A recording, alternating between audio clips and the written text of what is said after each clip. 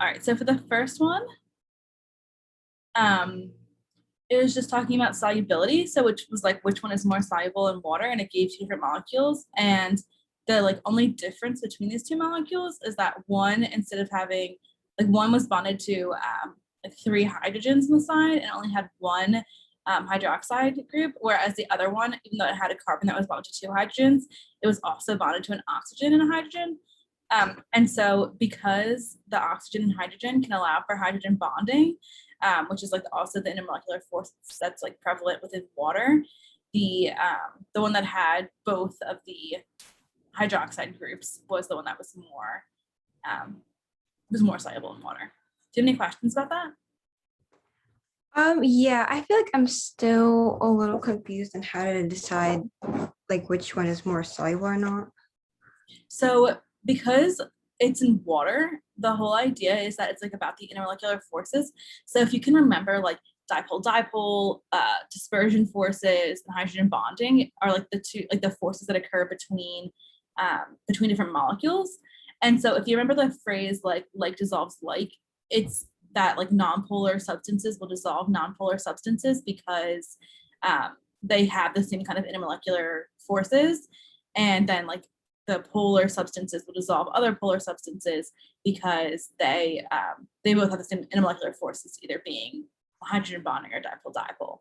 And so in this example here, you have 2 different molecules, and it's like a carbon chain. So there's 4 carbons. And so one of them, so there's always an OH that has 2 H's.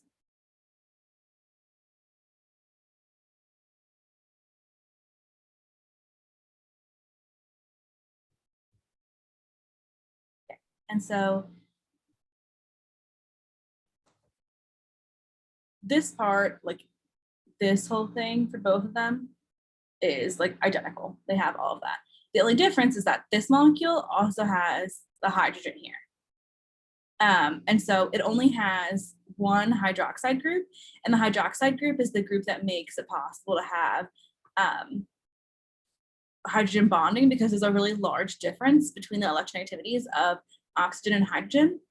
And so I think that the only ones that you can have hydrogen bonding with, I think it's oxygen, nitrogen, and fluorine when they're bonded to H's, because there's such a big difference between their electronegativities. It makes the bonds like really polarized because the oxygen is holding onto those negative charges so much that it basically like almost this little magnet where the oxygen is really negative and the hydrogen is really positive. And so there are these intermolecular forces where they like almost act like magnets hitting each other because one side is really positive, one side is really negative. But when you have a really long carbon chain, all of these bonds, so the electronegativity difference between carbon and hydrogen like isn't that different. And so even though there will like be some change in, like it'll cause like some like one side to have like a negative charge, one side to have a positive charge sometimes, like a really small one, just because of how electrons are moving. On the whole, the bonds, like the electrons are shared pretty evenly between the carbon and the hydrogen. And so even though you wouldn't have hydrogen bonding occurring from this hydroxide, all of the rest of this this molecule, all of the rest of that, only dispersion forces are happening because there's not a big like change in polarity. But on the other molecule, this one here, not only do you have the one hydroxide group on the side here, you also have a hydroxide group on this side too. And so because you have another group that can do hydrogen bonding, it makes it a lot more soluble in water than just the one that only has one hydroxide group. Does that make sense? Yeah, that does actually. Thank you so much. Yeah, of course. Okay, so then for this next one, it's like basically the same concept here, so you can like practice it again. It's asking if you'd expect greater solubility in water or in hexane. And if you remember, hexane is just one of those organic compounds. It's like all C's and H's. And so it's going to be nonpolar, whereas water, sorry, nonpolar. Whereas water is like very polar and has hydrogen bonding. The hexane is nonpolar and only has dispersion forces. But the water is polar. That's supposed to be an arrow. The water is polar and has hydrogen bonding. And so basically for each of these, you have to determine if there's hydrogen bonding or if there's not really hydrogen bonding, and it's just like nonpolar dispersion forces. And so glucose, the molecule of glucose, as you can see over on this side of my screen, glucose has like a bajillion hydroxide molecules. And so all of these different hydroxides are allowing for hydrogen bonding because you have that like H having a really positive charge because the oxygen is like sucking all the electrons away from it. And so the oxygens are kind of negative, the hydrogens are pretty positive, and that's how water is too. And so it'll be super soluble in water because they both have hydrogen bonding intermolecular forces. But in hexane, it won't be very soluble because hexane only has dispersion forces. So this one would be water. For naphthalene, I'm not sure how to say it. It's only carbons and hydrogens, and so you're only going to have dispersion forces. And because of that, if you put it in water, it wouldn't dissolve because it would be like dissolving. Like it'd be like the water isn't going to want to interact with this molecule because this molecule is like so weak that why would it want to interact with that when it could be having such like stronger like moments of forces with itself. It's like if you had a really strong, like two really strong magnets and you try to put a really weak magnet in there, the two strong magnets are still going to bond to each other if you put a really weak one in there because that's so like trivial in comparison to how strong they are. So this one will be way stronger in the hexane because the hexane only has dispersion forces too. That would be like you put a bunch of weak magnets together, they all have the same strength, they're actually going to interact with one another. The dimethyl ether is also going to have, this one's a little bit more complicated because like for example the glucose and the one we talked about before, like in this example, had like clear hydrogen bonding, they had like OH groups in them, but the dimethyl ether doesn't have that. It only has like an oxygen bonded to two carbons, but the thing is that it still has this oxygen, it's going to have two lone pairs on it, and so this is still going to be it's still going to have, it's not going to be a nonpolar molecule, it's still going to be polar because these lone pairs are like pushing those two groups down, and so it won't be nonpolar, it's still going to be polar. Even though it doesn't have hydrogen bonding, it will have dipole-dipole interactions, and so because of that it'll still be more soluble in water. But like if you were to compare it to glucose, for example, glucose would be more soluble in water than dimethyl ether. And then finally you have alanine, which is another amino or it is an amino acid, but it's another one of these molecules that has hydrogen bonding because not only does it have a hydroxide group, it also has this NH2 here. And so I'm pretty sure it's nitrogen, oxygen, and fluorine that can cause hydrogen bonding. So it has the oxygen contributing here with a hydroxide group. It has the nitrogen bonded to H's here. And then it also has like this oxygen that has two lone pairs in it that's also going to cause some dipole-dipole interaction. And so because of that, this one is also going to be more soluble in water. I know that some people just joined. Do you guys have any questions about any of this, or is this all good?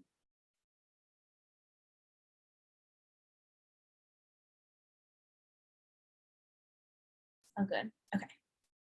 So let me clear. Okay, so I think that's all of the solubility type thing. So before we move forward, any questions about like intermolecular forces or solubility or anything?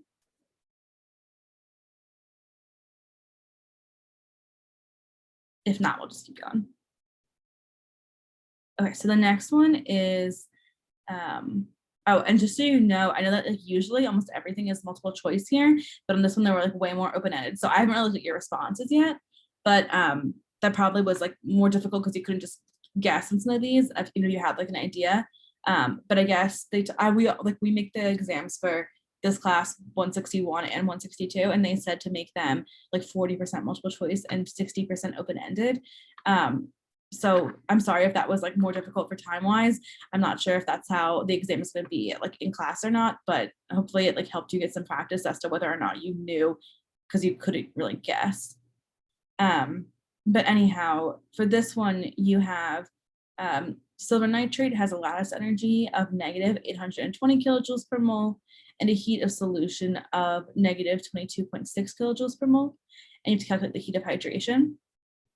So if you remember, the heat of hydration is the sum of the heat of the solution and the heat of the solute, which is just like one of your equations. And the reason for that is like, if you were to have an ideal solution, the delta H mix is 0 because you'd have like the you would add all these up, the heat of hydration and these two, you'd add them all up and it would equal 0. And so if this was an ideal solution, they would be equal to each other because this one would just be positive, this one would be negative. And so when you subtracted so that you would get 0. But anyhow, so for this you have, one thing that's really important to know for this, even if you know this equation, is that your delta H of your solute is the same, or as it's the negative heat of hydration or heat of your lattice energy. And the reason for that is that your lattice energy is the bonds within your definition of it is like the bonds within your salt. It's them forming, and then other way around. The lattice energy is those bonds breaking, which like it requires energy. So it's other way around. Sorry. Okay, this one is your bonds forming, which is negative because it's exothermic, because it's releasing energy, because when you form bonds, it doesn't take energy, it releases energy. It's like it'll be an exothermic reaction.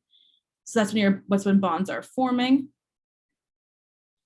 But then when your delta H solute is your bonds breaking. And so it's positive because it takes a lot of energy to get in between bonds and break them. And so that's why when you have like your delta H solution and your delta H solute, the whole idea of it is like these are these bonds breaking, and then you have your heat of hydration is like those bonds reforming to make a new solution, which is like the solute and the solution, like them making bonds between like those molecules. And so like the delta H solution is your bonds and your solution breaking. So like, for example, the bonds between your water are breaking, and then you have your delta H of your solute. So in this case, like silver nitrate, the bonds are breaking between silver and nitrate. The heat of hydration is then those bonds forming. And so when you do this, then you'll have delta H solute equal to negative delta H lattice energy, because it's literally just the difference between the bonds breaking and the bonds forming. And so instead of being negative kilojoules per mole, because it's the bonds breaking, it'll be positive kilojoules per mole. And then you only have to add. And so the delta H for heat of hydration is 797 kilojoules per mole for this example. Any questions about that? Yeah, I actually have a question. Is it possible that all of like the values, they will be negative?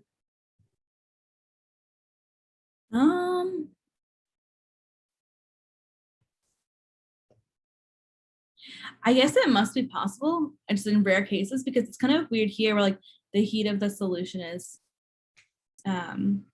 negative. So that might be the bonds forming between your solution and between the bonds like forming in between the solute and your solvent. I think the delta H of solute will always be positive because it's bonds breaking. But I think that in order to have an ideal solution, that'll determine if it's like positive or negative. Your delta H of your solution, like the magnitude of it is going to be dependent upon like how strong those bonds are. So I'm not sure if you can ever have a delta H for your solution that is negative, or sorry, is positive. But your delta H of your solution of your solute, I think that's always positive because it's bonds forming. Okay, thank you. Yeah. So this next one is calculate the mass of nitrogen dissolved at room temperature in an 80-liter home aquarium. And you're given the pressure and a mole fraction. And so what you have to use here is the partial pressure equation. And so hopefully this hopefully you kind of remembered that, because you're given a pressure and you're given a mole fraction.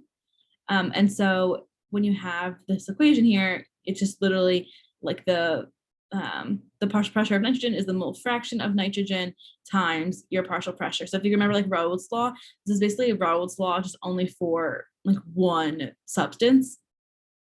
And so when you do this and you actually substitute in the 0.78 and the 1 ATM, you get the partial pressure of nitrogen as 0.78 ATM.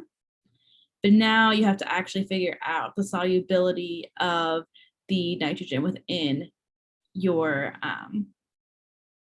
within your solution, because you have the partial pressure of gas. So to use Henry's law constant, which is just a constant.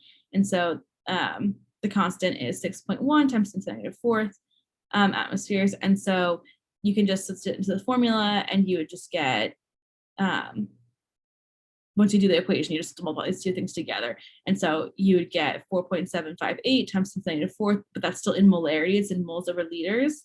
And so if you remember, it's asking for the mass. And so you have to, once you have the moles over liters, you can multiply by the number of liters that were given to you, and then multiply by your molar mass, which is 28.014 for nitrogen. And then you get an overall mass of 1.066. So I wasn't thinking when I made this question, and I'm pretty sure that Henry's constant, I don't know if it changes or if it's always the same. But I should have given you Henry's constant in case you didn't know it. But hopefully does that process make sense? Do you have any questions about like the process of how you do that?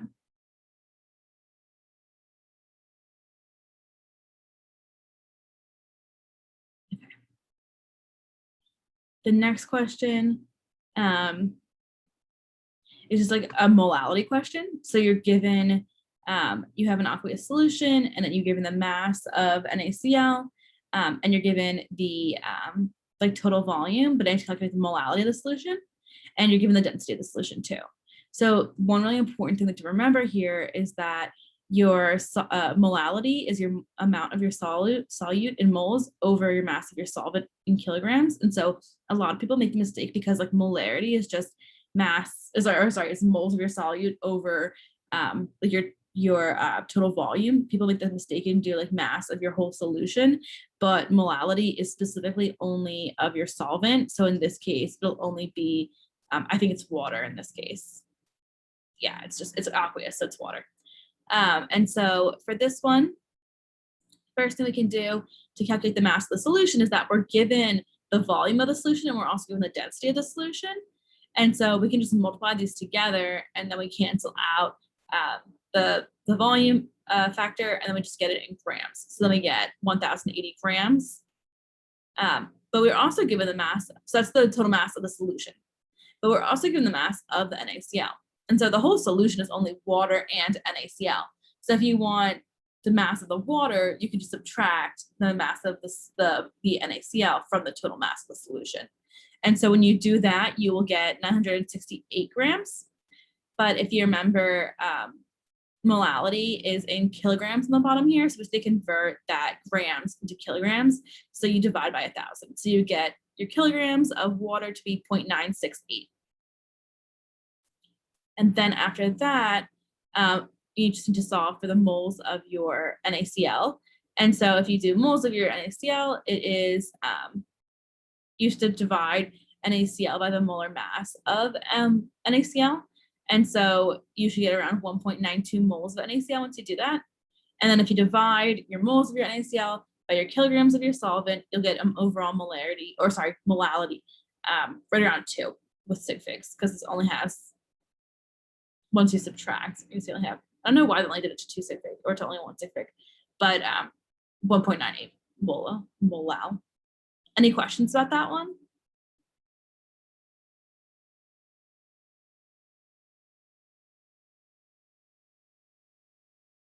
Hopefully I kind of remember from like when you guys went over the molarity problem in recitation on Friday. This next one is about a hard water sample. And so it has 0.0085% calcium by mass. And that's you're told it's in the form of calcium ions. And so you're trying to figure out how much water contains 1.2 grams of calcium. And I guess the reason they want you to calculate this is because there's 1.2 grams of calcium is like how much you recommended to take each day, or to ingest each day.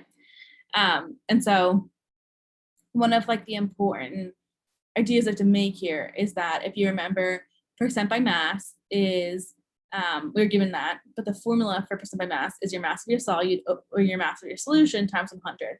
And so it kind of is the same formula if you remember, like parts per million and parts per billion. It's the exact same formula, just that the like coefficient that you're multiplying by, in this case, because it's percent, it's by 100. And so when you do percent by mass, it would be your mass of your solute over the total mass and the mass of your solute plus the mass of your water times 100. And so you're told that you were trying to get 0.0085% by mass. So you can just enter that in for percent by mass. You're also told the mass of your solute, which is your calcium, so 1.2. And then the only thing that you don't know is the mass of your water. So you do the calculation. First thing you have to do is multiply by 100 to get it as, divide by 100. So you get like 0.85 times 10 to the negative fourth. And then you just have to multiply this whole side by this, and then you divide 1.2 grams of calcium by 0.85 times 10 to the negative fourth, and then subtract 1.2 grams of calcium. And so you'd get an overall mass of water to be 1.4 times 10 to the fourth grams of calcium. So it's kind of like the really important thing you remember here is that 0% by mass equation here. Because I think that if I had to guess on the exam, they're going to do like parts per million or parts per billion. So if you remember like this equation, the percent by whatever, you could also be like parts by mass, parts per by, so like parts per million or parts per billion, and just like the coefficient changes. Do you have any questions about how to solve this one?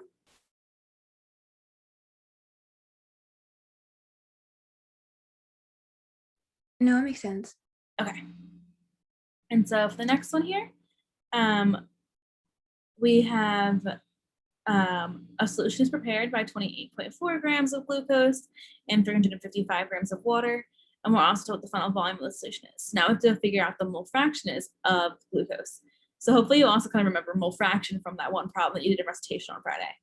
If you remember, mole fraction is just like your moles of your solute or whatever you're trying to find. So in this case, we're trying to figure out the mole fraction of glucose. So it would be moles of glucose over total moles. And so we have our moles of our, or we have like our mass of our glucose. And so in order to figure that out, all we have to do is just divide by the molar mass of glucose, which is around 0.158 moles. And then in order to find the moles of our solvent, we're given the mass of our solvent, or sorry, the mass of our water. And so all we have to do is just divide by the molar mass of water to get it in moles of water. And so you get 19.7 moles of water. So basically this information about the final volume, like that's just completely unnecessary for mole fraction. And so when you divide by the molar mass of water, you get 19.7 moles of water. And so you just divide the moles of your glucose over your total moles and you get 0.0079. So the answer will be 0.0079. Any questions about that one?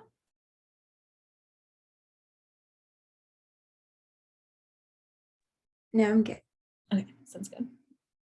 The next one is, okay, so you have calculate the vapor pressure of a solution that contains 24.5 grams of glycerin, and you're given the equation for glycerin, and 135 milliliters of water at 30 degrees Celsius. The vapor pressure of pure water at this temperature is 31.8 torrs, and glycerin dissolves molecularly. So if you remember like Van Hoff factors, when it says it's dissolving molecularly, it basically means that it's not gonna like split apart into like 3 carbons and 8 hydrogens and 3 oxygens. It's all going to stay together as like one organic molecule. And so that's what it means. It says like it dissolves molecularly. It means you don't have to consider a Van Hoff factor here. And it says to use the density of just 1 gram per milliliter for the water. Okay, so when we're doing this, we have to consider Raoult's law, which is going to be the pressure of our solution equals the pressure of our solvent times the pressure of the solvent. And so, or sorry, the mass fraction of the solvent times the pressure of the solvent. And so in order to calculate this like pressure of the solution, the first thing we need is the mole fraction of the solvent. And so we are told that the mass of the glycerin in the water is 24.5 grams and the density of water is 1 gram. So first we can figure out the number of moles of glycerin. And so you just divide how many grams, which is 24.5, you just divide that by its molar mass, which is 92.094. You get 0.266 moles of glycerin. And then to figure out how many moles of water you have. So there's kind of like a multi-step calculation where you have to do first convert the volume into grams by using the density, and then convert it into moles by using the molar mass of water. And so then you get 7.49 moles of H2O. And so now you're trying to figure out the molar mass of the solvent. So it's the molar mass of the H2O. So don't make that mistake and do it with the molar mass of the glycerin by accident.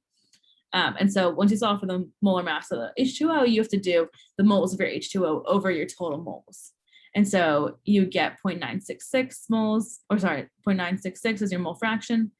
And then you're already given the like pressure of your solvent at pure, like when your pure water solvent. And so to figure out the pressure of the solution, you used to multiply the mole fraction by the pressure at pure water. And so you get 30.7 torr. And so the vapor pressure is then 30.7. Any questions about that one, or how I did any of it? Yeah, I don't know why, but I did everything the same way and I got a different answer. Really? Okay, let me try to plug it in and see.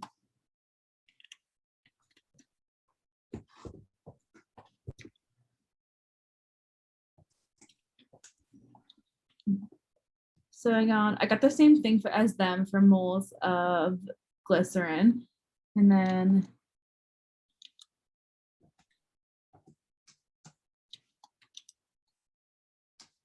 I got the same thing of them for moles of H2O. So let's do the calculation now.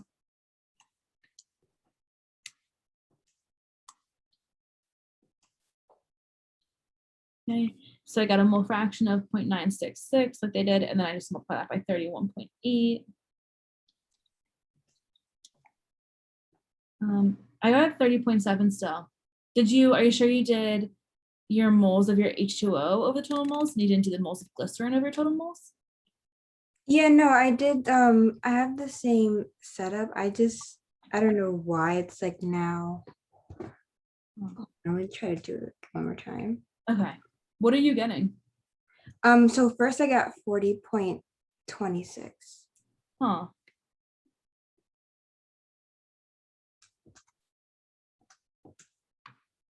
Okay, yeah, now I got it. I don't know what I got the last time. You're totally good. Okay. I'm glad you got the right answer then. I like finally bought the answer key to the textbook, but I'm like, sure there are mistakes in it. So if you ever don't get the right thing, definitely say something. Okay. So because I've already like found some mistakes that I'm doing stuff. So definitely if you find mistakes, let me know. Okay, so the next one is a solution contains chloroform and acetone, and you're given the vapor pressures. So basically the last one was like the first of Barreau's law when you only have like partial pressure, where you have pressure of your solution and you have the mole fraction and the pressure of pure water for your solvent, but it's only for one substance. But the more substances you get, you just add them all together in order to get your overall like pressure. And so for this one, it's like basically a lot of it is just prepping to be able to plug into the equation. So because the equation requires your mole fraction and your pressures of each at like your pure pressures of each solvent, you're given your pure pressures, but you're only given things in terms of grams. And so you have to figure out the mole fraction of both chloroform and acetone. So that's really like the complicated part of this question. It's just, or not really even complicated, just like kind of time consuming. And so when you when you divide your chloroform mass by the molar mass of chloroform, you get 0.034 moles of chloroform. And if you divide the molar mass of acetone if you divide the amount of acetone by the molar mass of acetone, you should get 0.160 moles of acetone. So to do the mole fractions, whatever substance you're looking for goes on the top and it goes over your total moles. And so for the mole fraction of chloroform, you put the moles of chloroform, 0.034 moles, over the total number of moles, and you get 0.175. And then for the mole fraction of acetone, you put 0.160, which is the number of moles of acetone, over the total number of moles. And so you get a mole fraction of 0.824. And if you wanted to, you could also just like, if you got one of them, you could also just do one minus the other one because there's only two substances in the solution. But either way, it totally works. And now if you remember the solution or if you remember the equation, you get your P of your solution is just both pressures added together. And so First, if you do it with chloroform, if you multiply the mole fraction, 0.175 by 295 torr, you get 51.7 torr. And then if you do the same thing for what is it, acetone, by 824 or 0.824 times 332, you get 274 torr. And so then to get the total pressure of the solution, you just add the two of them up. And so once you do that, you get 325.7 torr. Any questions about that one?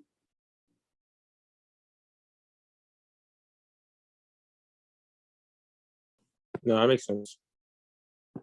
Okay, so like that one is more just the calculation part of it, and then the next one is the like the analysis kind of part of it. So you're given, you just calculated your expected. So your expected is 325.7 torr, but you're told now that when the experiment was actually run, you get a pressure of 312 torr. So clearly those values are not the same. And so the solution is, if the solution were ideal, these two would be equal, because it would mean that the bonds between, like the strength of the bonds between your chloroform and your acetone are exactly the same as the strength of your acetone and your chloroform interactions added together. Like that's not the case here, otherwise they would equal each other. And so because of that, that means you do not have an ideal solution. So hopefully you're able to rule out at least, okay, the solution is not ideal because the two of them do not equal one another. The part where it gets kind of complicated is determining which bonds are stronger than the other one. And so for this one, the chloroform acetone interactions are stronger than the chloroform and acetone interactions, because, so it would be this one would be the correct answer. And the reason for that is that the pressure that you actually get is lower than your expected value. And so because of that, it means that the solution is more likely to like stay in your solution. So if the bonds of like the solute and the solvent were like the solute and the solvent interactions were really, they're much stronger than the bonds of the chloroform acetone, that would mean that like it didn't really want to be in the solution, because those bonds between chloroform and acetone are so strong, they're going to make a gas, and they're going to, like, those bonds are stronger, they're not going to break to form the chloroform acetone interactions. And so if you had that case, you'd have more gas, because those two chloroform and acetone would go into the gaseous phase. But because you have the chloroform acetone interactions, because they're stronger than that, those interactions are so strong, they're keeping those molecules in the liquid phase. They're keeping them as a solution. And so the pressure that you observe is a lot lower than what you actually expect it to be. And so that's why the solution is not ideal. And that's why those interactions of the solution, the chloroform acetone interactions, are stronger than just the solute or solvent interactions. And overall, it's a negative deviation. Any questions about that one? Or like how to think of that?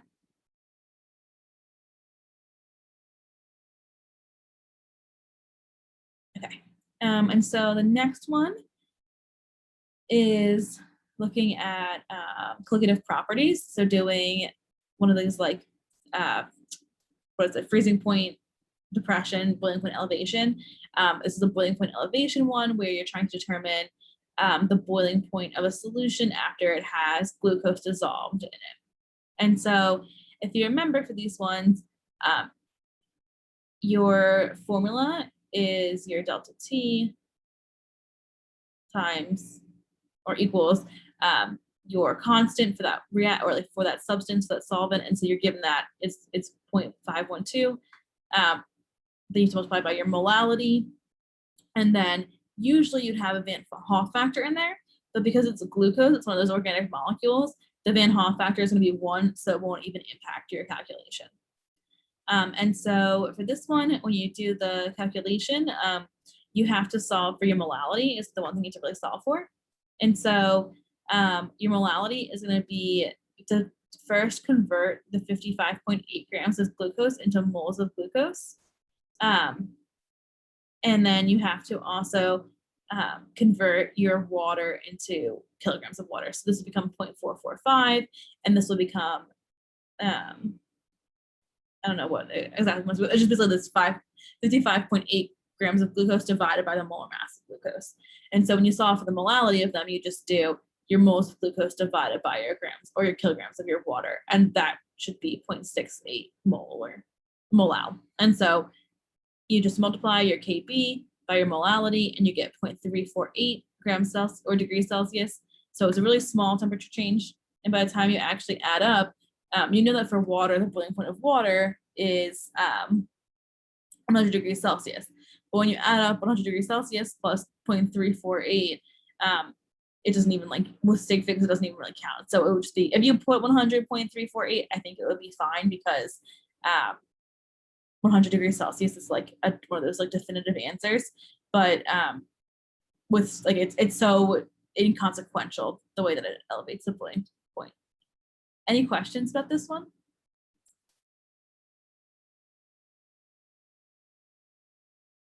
Okay, so the next one's like, if you had any trouble with that one, this is kind of the exact same concept, just for freezing point instead of boiling point. And so again, even though you would normally have your Van Hoff factor in your like delta TF equation, because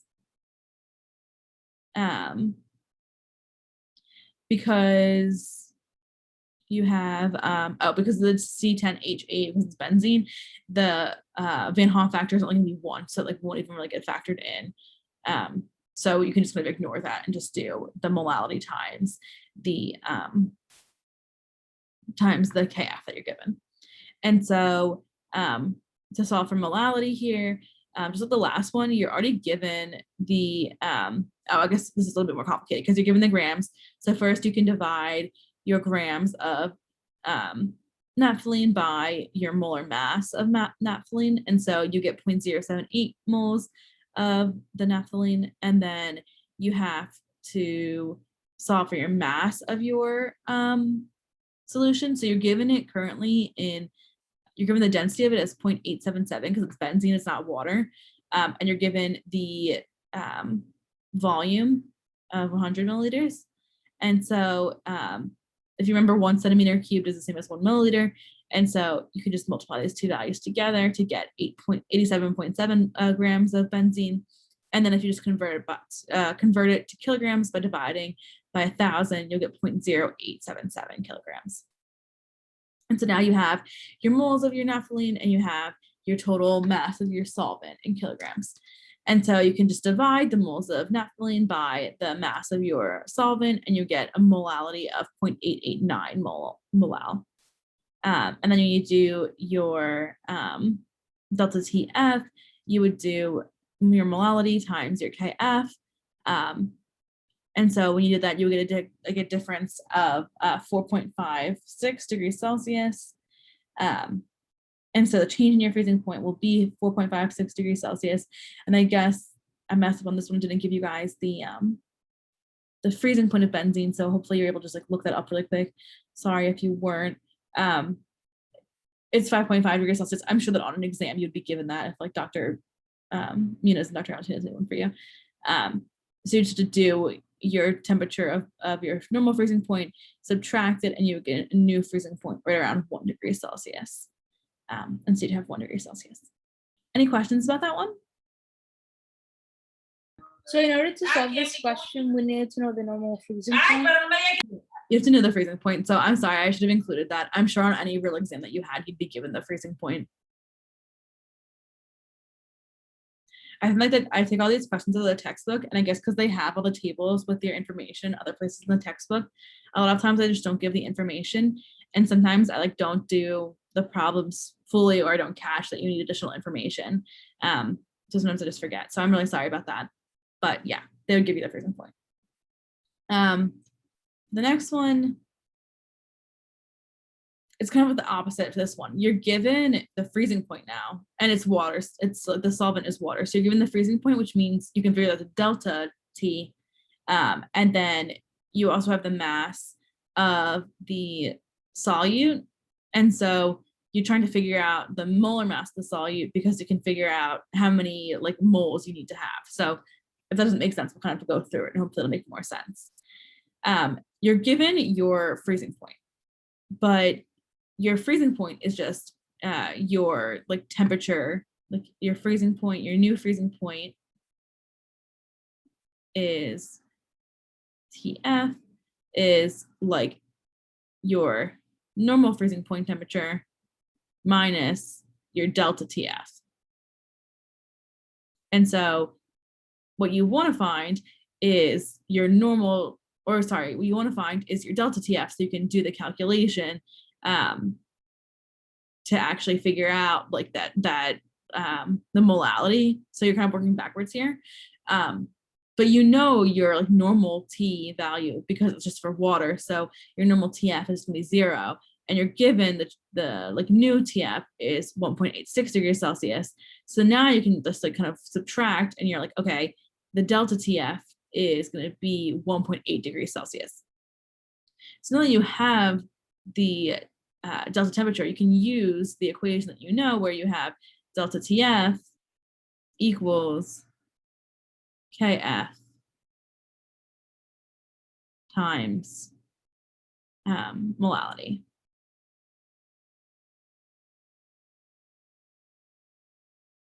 And so you would just have to take the freezing point, or sorry, so you have 1.8, you have your KF is 1.86 degrees Celsius per molal, which is just always the same thing for water. It's always 1.86 degrees Celsius molal. And so you used to divide your delta temperature by that KF value and get your molality. So if you do that, you get a molality of 0.97 molal. And then once you have that, if you know that molality equals moles of your substance over mass of your substance, you already have the mass of your substance, so 100 grams. You can just convert that into kilograms. So it would be 0.1 instead. So it's currently 100 grams. It would just be 0.1 kilograms. And so you can just plug that into the equation to figure out how many moles of your solute you have. And so when you do that, you just multiply your molality by your number of your mass of your solvent, and you get the moles of your solute as 0.079. Oh, sorry, 0.097. Okay, so now you have your number of moles and you have the mass of the substance that you put in. So you know that you put 17.9. So usually it's kind of the opposite way around, where like you would take this mass divided by its molar mass and get the number of moles. But right now you know the number of moles, you know the mass, and you want the molar mass. So all you have to do is just divide the mass in grams by the number of moles, and then you get the grams per mole. And so when you do that, you divide 17.5 grams by 0.097 moles, and you get 180.4 grams per mole. Any questions about that one?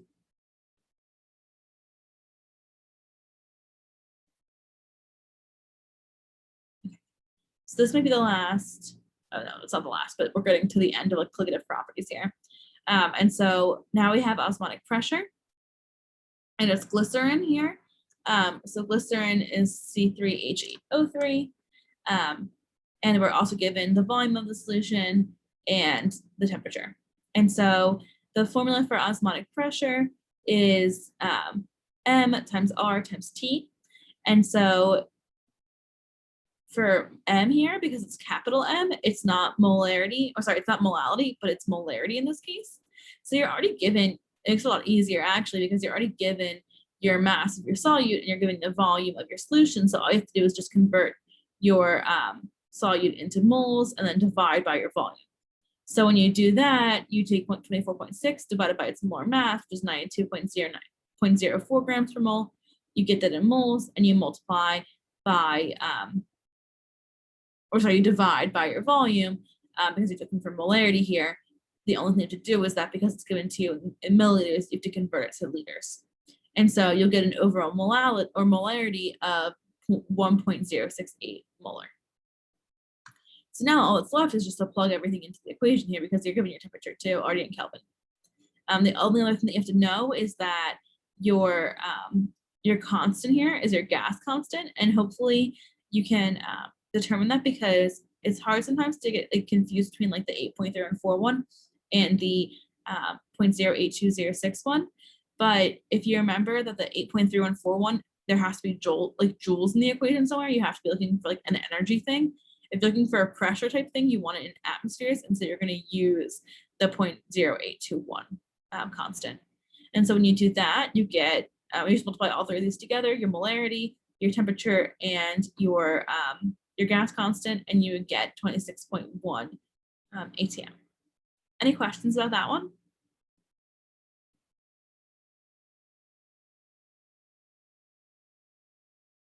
Okay, so for the next one here, we have NaCl. I'm trying to figure out how much salt you have to add to a liter of water in order to get a solution that's going to freeze at -10°C. And so this is kind of similar to the one where you're trying to figure out the you're trying to figure out the molar mass. The substance is kind of like that one, except you're trying to figure out like the masses instead of figuring out the molar mass because you know what substance you're working with. But it's the same in that you're going to have to kind of work backwards because you already have your delta TF since you have your new temperature. And so you have your delta TF is going to be 10°C because the change in temperature is 10 degrees. Now it's -10 because when you do freezing point depression, you would subtract. So you have your delta T is 10, which you can see here. Your Kf is given to you as 1.86. That's just the constant for water. The only thing to keep in mind here is that instead of having like before for a lot of these ones, we kind of ignore I because they were organic molecules and they won't dissolve any further. But this one is not. This is NaCl. And so NaCl is a strong electrolyte. It's going to dissolve into an Na plus and a Cl minus. And so your Van Hoff factor is going to be 2 for NaCl. And so you can't just ignore it in the equation anymore. You have to have a 2 in there. And so when you kind of undo this equation to solve for your molality, you end up taking 10 and dividing it by 2 multiplied by 1.86, which again is your constant. And you get an overall molality of 2.688 molal. Oh my gosh. Okay, so now you have your molality, and you know the molar mass of NaCl because you can just find that on the periodic table. And so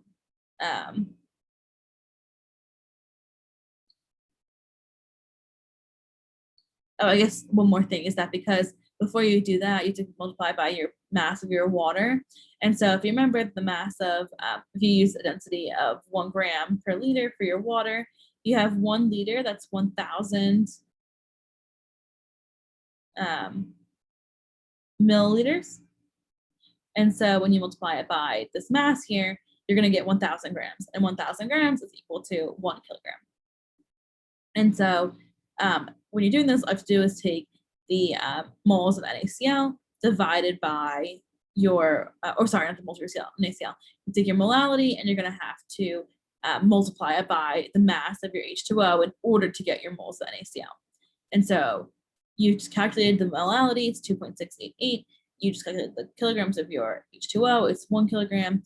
And so the moles of your NaCl is still going to be 2.688 moles of NaCl. So now to figure out how many grams you need to add, you can just divide by the molar mass, which you can just figure out on the periodic table. So it's 58.44. And once you do, you can multiply by it because you want to get it into grams. And so once you multiply by the molar mass to cancel out those moles, you would get 157.1 grams of NaCl. So your overall answer is 157.1 grams of NaCl. Any questions about that one? I don't have any questions about this one. I just wanted to ask really quickly, what was the answer for the one above it? Like for 15. The one above it was a 15, or for this one, 26.1 ATM. Okay, thank you. Yeah, of course. Okay, so I guess now we have some Van Hoff factor problems. And so for this one, you're trying to figure out what the Van Hoff factor is of like this unknown MX2 substance. And you're given the molality of it, you're given the boiling point, and you're told it's aqueous, so you know the change in boiling point is going to be, the boiling point already is going to be 100°C because it's water. And so and you do this, and you have your KB from a previous problem that gave you KB for water already. And so when you do this one, kind of like the last one here, instead of solving for molality though, we're gonna solve for I. So you're gonna normally have the equation that's like delta T equals I M KB. But you already have your delta T because it's gonna be 1.4, since the difference between 100 degrees Celsius and 101.4 is 1.4. You want to figure out your I. You're given your molality is 1.2 because it's given to you 1.2 molality, and your KB of water is 0.512 degrees Celsius per molal. And so in order to solve for I, you have to take this delta T and divide by the molality times the constant here. So once you do that, you get 1.4 divided by 1.2 times 0.512 and get an overall Van Hoff factor of 2.3. Any questions about that one?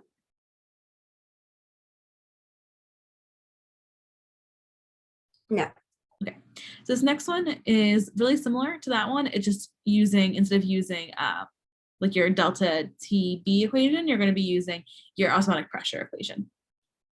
But just kind of like the last one, it already gives you your osmotic pressure. It gives you your molarity. The only thing to do is that it gives you your temperature in Celsius. You have to convert it into Kelvin, but it's a pretty easy calculation because it's a 25 degrees Celsius one. So hopefully you kind of know that at this point, 25 degrees Celsius is 298 Kelvin. And so when you do this, you set up your equation. It's normally osmotic pressure equals I MRT. Your R again is your 0.0821 constant. And so to solve for your I, you just take, you to divide your osmotic pressure by MRT. And so once you do that, you get an I of 3.4. And so the Van Hoff factor for this substance is 3.4. Any questions about that one? No. Okay. Sounds good. So for the next one, we have the vapor pressure of an aqueous solution. That's 5.5% NaCl by mass, and you're assuming complete dissociation of the solute. So that means like assume that it's going to completely dissolute or it's going to completely dissociate. So assume the Van Hoff factor is 2 and assume that it goes like all the way to, or I guess more than assume the Van Hoff factor is 2, assume that the NaCl is going to dissolve completely in the solution. So you're not going to have any solid NaCl left. And so when you calculate your the like mole fraction of your water, the first thing that you have to do, because this is the same equation we used earlier, where it's like your pressure of your solution is the mole fraction of your solvent times the pressure of your pure solvent. And so the first thing to do is just convert your NaCl into moles. So once you do that, you just divide by the molar mass, you get 0.094 moles.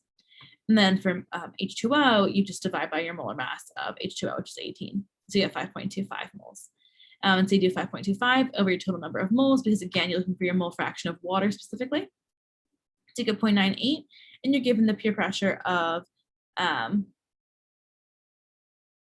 think you were given the pure pressure of water in an earlier problem, but it's 23.8 torr. I'm sure never looks in that would be given to you in this question, but I'm pretty sure it was still given to you in a previous question.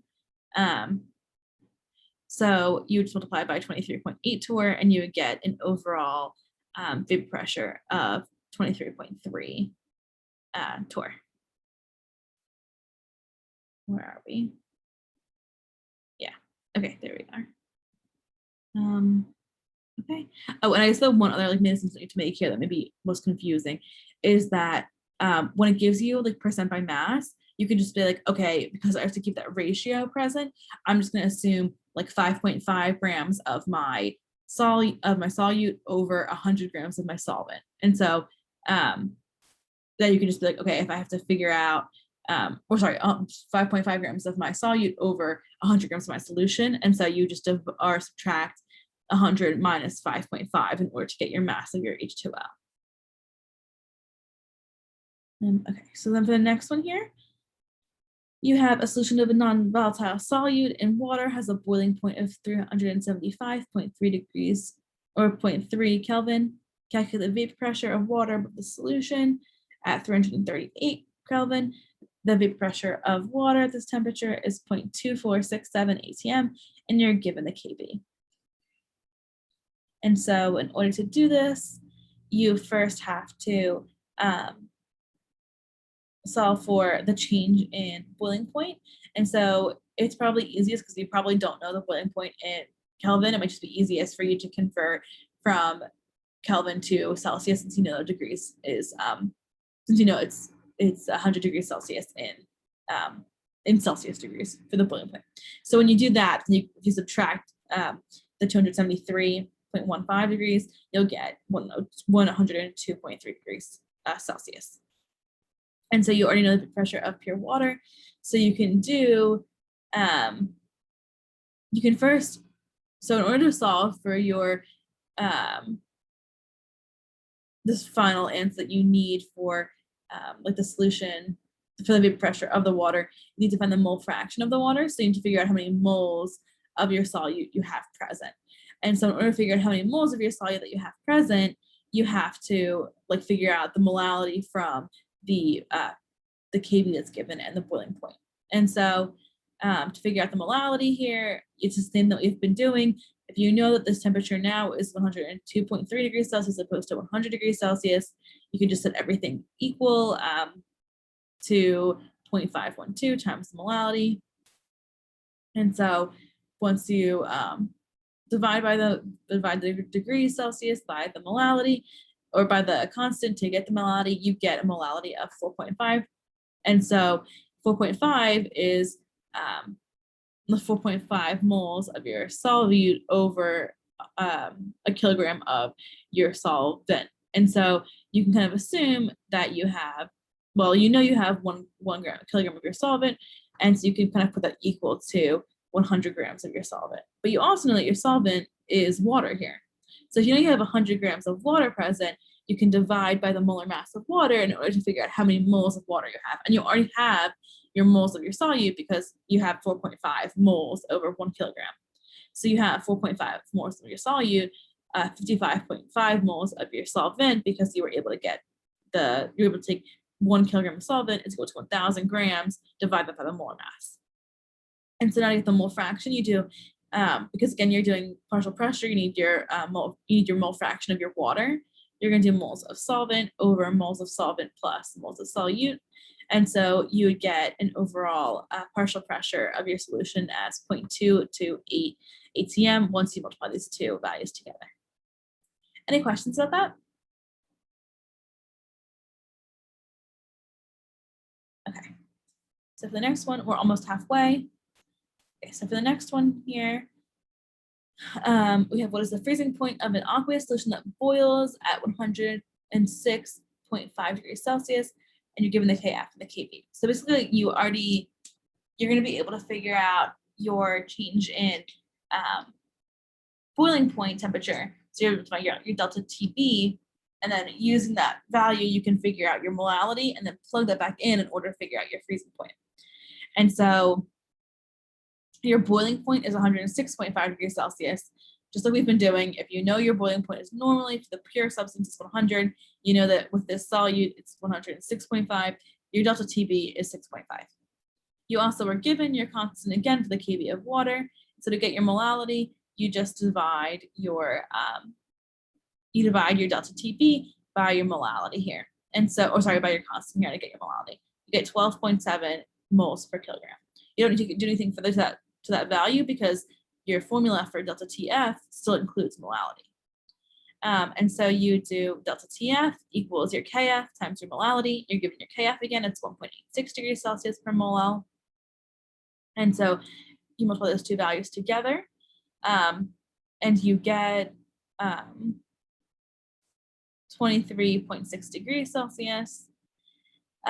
But then in order to actually figure out what the actual temperature, the freezing temperature of your solution is, you have to take the the freezing temperature of water and subtract it by this new delta TF because it's a freezing point depression. And so you do 0 minus 23.6, and you would get an overall answer of negative 23.6 degrees Celsius.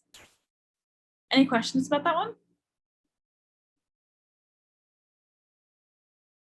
Hopefully a lot of like the colligative properties stuff is like kind of coming back to you now, because we did some of them, but if it's not coming back to you, or if it makes sense now, hopefully you can kind of go back and like do these problems, and I'll upload the worked out solutions right after this. I have a quick question. Yeah. Why why do we not consider the I in this case?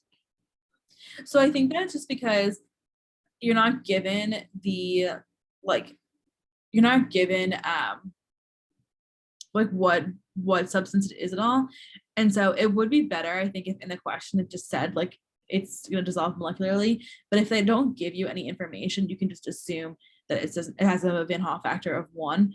And I think that it's kind of like when they tell you nothing, if Dr. Martinez ever said to you guys, like, if they don't tell you what the conditions are, you can just assume standard conditions. If they don't tell you that it has a Van Hoff factor and they don't give you any information about what the substance is, you can just assume a Van Hoff factor of 1.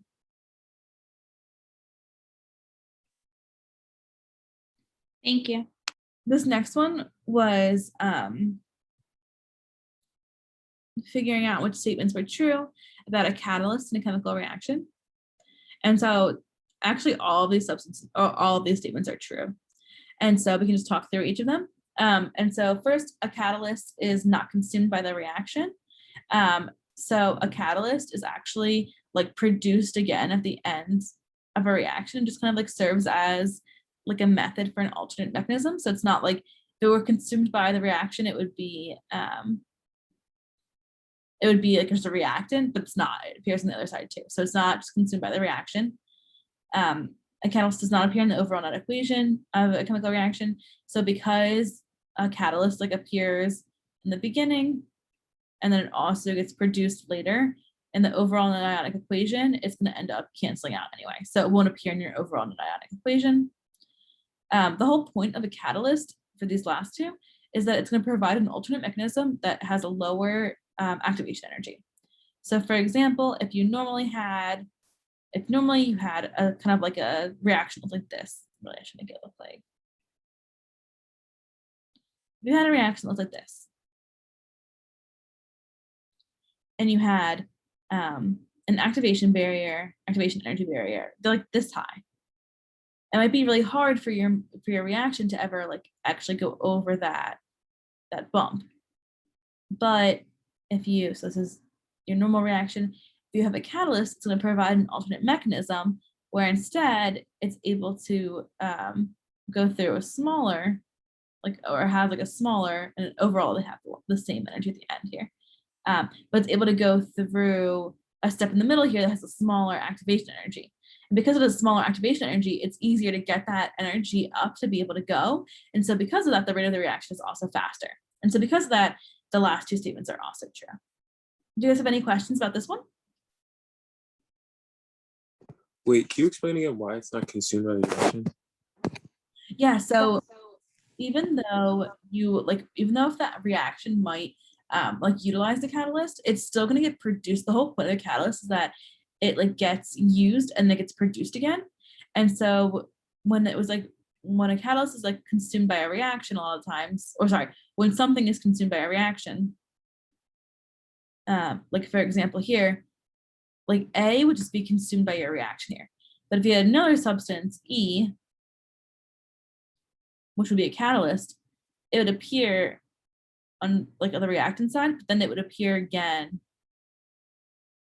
on your product side. So it doesn't really get consumed, and like it doesn't like change its appearance at all. It doesn't really get like consumed by the reaction. Like, it's not used to make a new molecule or anything. It only like helps to cause some like one step of the mechanism to occur. Does that make sense?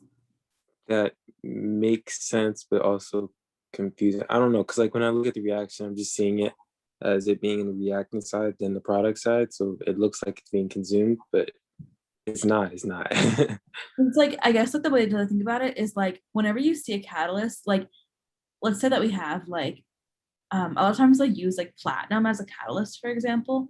A lot of times like the platinum just like allows the gas to like land on the platinum to be able to have the reaction to occur. And so the platinum is like not actually doing anything in the reaction. It's like, it's not reacting with anything. It's like simply just like being there that allows the reaction to occur. And so it's like you're going to create a new molecule that involves platinum in that reaction, in that product. The platinum is going to appear like unchanged, untouched. It only just needs to be present in order for that reaction to occur. So it's not actually consumed by the reaction. Does that make sense? Got it. Yeah, that makes sense. All right, thank you. This next one is just kind of like a definition type one where you're given, it says a decomposition reaction as a half-life does not depend on the initial concentration of the reactant and asks the order of the reaction.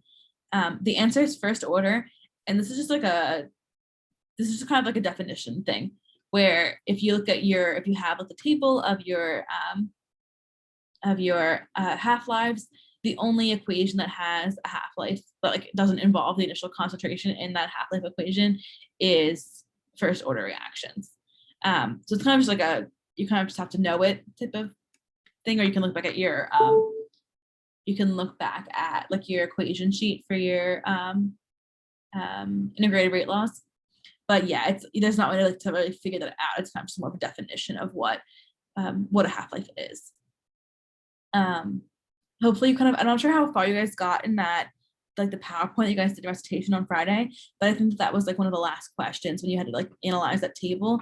If you talked to Dr. Munoz, he was like, assume the easiest one first. So assume that you're only working with first order. And then if first order doesn't work, you can go back for zero order or second order. The reason that it's easiest to use first order is because the initial concentration does not appear in the half-life equation. This next one, hopefully this one was like pretty easy for you, or hopefully if it wasn't, hopefully it makes sense now.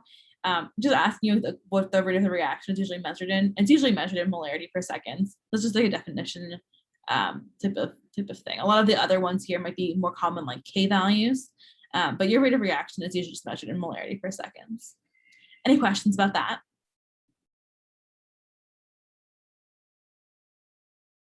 Okay, so for the next one here, you're given a rate constant. You're given that the fact that a rate constant is plotted against temperature. And so you're creating a plot that is, you're creating a plot that's going to be natural log of K versus temperature, or 1 over temperature on your X. And so basically here, the idea is that you're working with if you're able to figure it out, the important thing here is that you're working with your linearized Arrhenius equation. So if you're able to remember this equation here, it's already written in y equals mx plus b format. Sorry, my annotation is like not working. It's written in mx plus b format. And so you're like already told that it's plotted of natural log of k versus 1 over t. That's what them saying your ln of k is your y, which is here, and your 1 over t is your x, which is here. And so your slope is going to be your m, right? And your slope in here is going to be your negative EA over R. And so you can just pull out negative EA over R because it's what your slope is equal to, and you're given your slope value, and you're trying to figure out activation energy. Your R, because activation energy is measured in joules, you need to be using the 8.314 constant.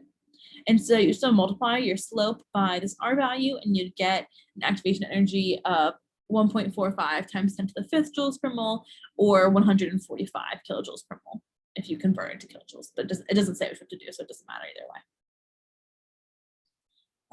Any questions about that one? I feel like a lot of this is just like remembering the correct equations to use and stuff like that. I'm not sure if you guys have, if you have the textbook, it's really helpful. At the end of each chapter, they have like an equation like sheet. It gives you first like a key concepts, and it gives you like some summary of the concepts, and then it also gives you an equations like for the chapter. You guys are working through like 13 through 16 of the chapters you're going over. If I like had any advice for studying for you guys, my first thing that I would do would be to like go through all these chapters and compile all these equations, because it's so hard to remember the equations that you guys went over in like February, you know? So it's good to like have that jog of memory to remember which equations to use, because once you know the equation here, it's not such a hard calculation. Okay, so for the next one here, we are told that a reaction is monitored as a function of time. And so a plot of 1 over AB versus time yields a straight line with a slope of 0.063 meters per second, or 1 over meters, 1 over seconds. And so to figure out the order of the reaction and the value of the rate constant, there are 2 different ways we can figure out the order of the reactions. The first way we can figure out the order of the reaction is that if you remember your integrated rate laws and the plots for them, your second order reactions are the one that plot 1 over the concentration versus time linearly. So you can remember that. And if you look at your like integrated rate laws, like Google integrated.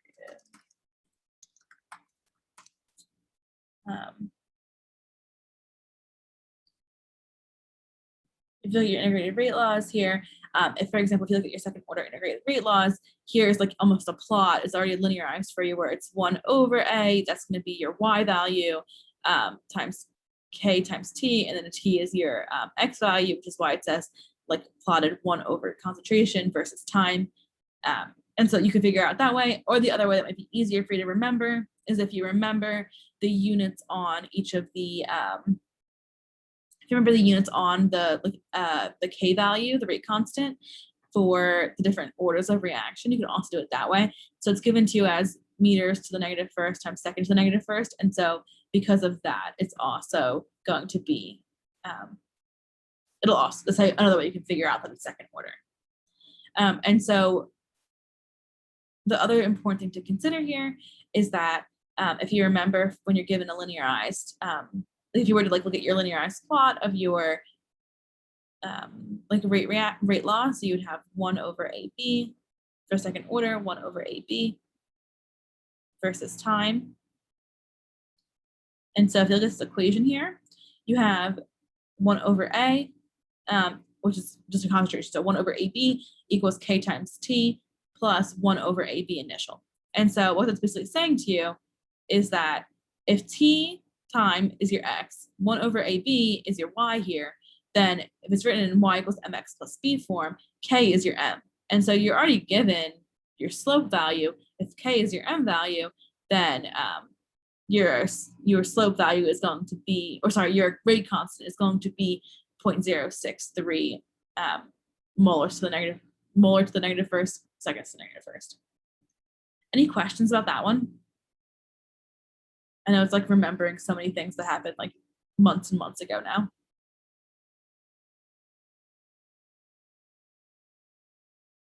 Okay, so then for the next one here,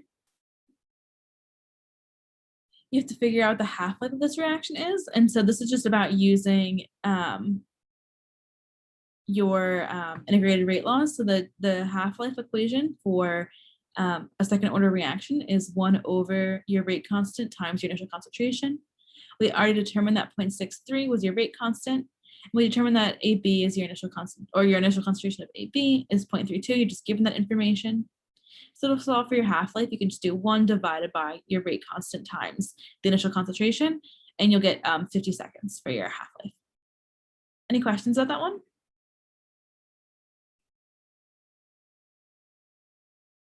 Okay. This is just like continuing this like same problem here. So everything's the same, except now we're trying to figure out what the concentrations of A and B are after 55 seconds. If your initial concentration of A is, or sorry, if your initial concentration of AB is 0.15. And so this is actually like busting out like your full integrated rate law. And so what you have for your integrated rate law here is that you're going to have 1 over AB equals KT plus 1 over AB initial. That's just like your integrated rate law. You already have your K value, you have your T, and you have your initial AB value. So you're going to be able to find here is you're going to be able to find your AB, your concentration of your AB after 55 seconds. So even though it's asking for you for your concentrations of A and B, you can figure out your AB concentration and then go back and use that information to figure out your concentrations of A and B. And so if you do this calculation, you would get 1 over AB equals 10.1. And so in order to figure out AB, you have to do 1 divided by 10.1 equals AB. And so AB is going to equal 0.099 molar. And so now to the point, here's the part where it's kind of tricky, is that it doesn't ask you for the concentration of AB after 55 seconds, it asks you for the concentration of A and B. So the whole idea here is that whatever concentration of AB that you had initially, however much of it, so if you had, it sounds like an ice table, if you had AB, it's not an ice table, but it's like, it's called a BCA table, I guess. So AB goes to A plus B. And so your initial concentration of AB was 0.15, and your initial concentrations of A and B were 0. And now your after concentration of AB is going to be 0.099.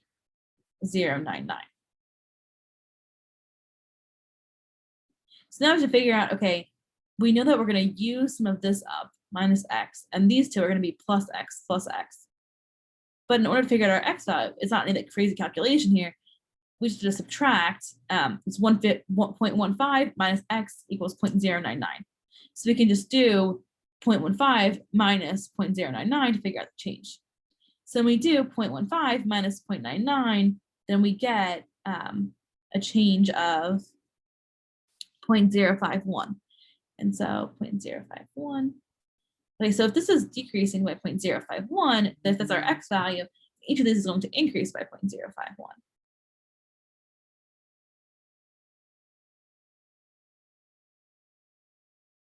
And so when we do that, we get molarities of 0.051 for A and B. So that last step is really like, it's kind of where it gets really, really confusing, but if you kind of think about it in terms of like how much is reacting and how much is it going to make, it's not as complicated as it can maybe seem in your head before you know what to do. So the answer is 0.051. Any questions about that one?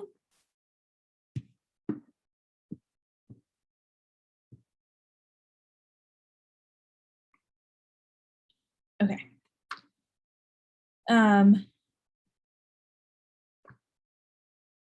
So we're told a temperature increase of from 20 degrees Celsius to 35 degrees Celsius triples the rate constant for a reaction, and it asks you the value for the activation barrier for the reaction. So this is one of the ones where like I think it's so important for you to remember the equation, because if all you have to work with is like the normal Arrhenius equation, to derive this equation just takes so much time. But if you're able to go back to the chapters, like make an equation sheet for yourself of like when to use these equations and what equations you have to work with, once you know this equation, it becomes a lot easier. And so the other main assumption that you have to make here is that you're told it triples the rate constant for the reaction. And you have in your like, within your natural log here, you have K2 over K1. So if it's going to triple the rate of your reaction, then it's going to be like K2 equals 3 times K1. But if you do 3 times K1 over K1, the fraction can cancel out to just equal 3. So you'd have natural log of 3. The other important thing you have to know to do, is convert your temperatures into Kelvin, because your rate constant is in terms of Kelvin, so it has to be converted to Kelvin. And so you have to just convert to Kelvin by adding 273. And so now you have your whole setup for your equation, and now all it's left is to actually solve. So once you do 1 over 293.15 minus 1 over 308, you'll get 1.66 times 10 to the negative 4th. You can then divide that on both sides, and you'd get 6,616 Kelvin equals activation energy over your rate constant. Just multiply by your rate constant on both sides, and you'll get an activation energy of 5.5 times 10 to the 4th joules per mole. Or it didn't tell you what to have your activation energy, and so you could have 5.5 times 10 to the 4th, or you could have 55 kilojoules per mole. Any questions about that one?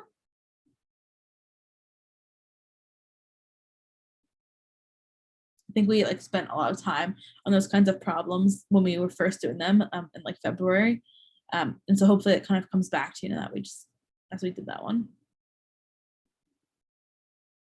Okay, so now we have a half-life equation. So we have the half-life for radioactive decay, for the radioactive decay of C14 is 5730, and it's independent of initial concentration. So that statement that says it's independent of initial concentration, that's telling you, okay, it's the first order reaction, I can use the first order half-life equation. So now I was asking you, how long does it take for 15% of the C14 atoms in a sample to decay? And so first we can figure out, before we like actually plug in to our integrated rate law, we have to figure out what our T1 half-life is in order to figure out how long it'll take.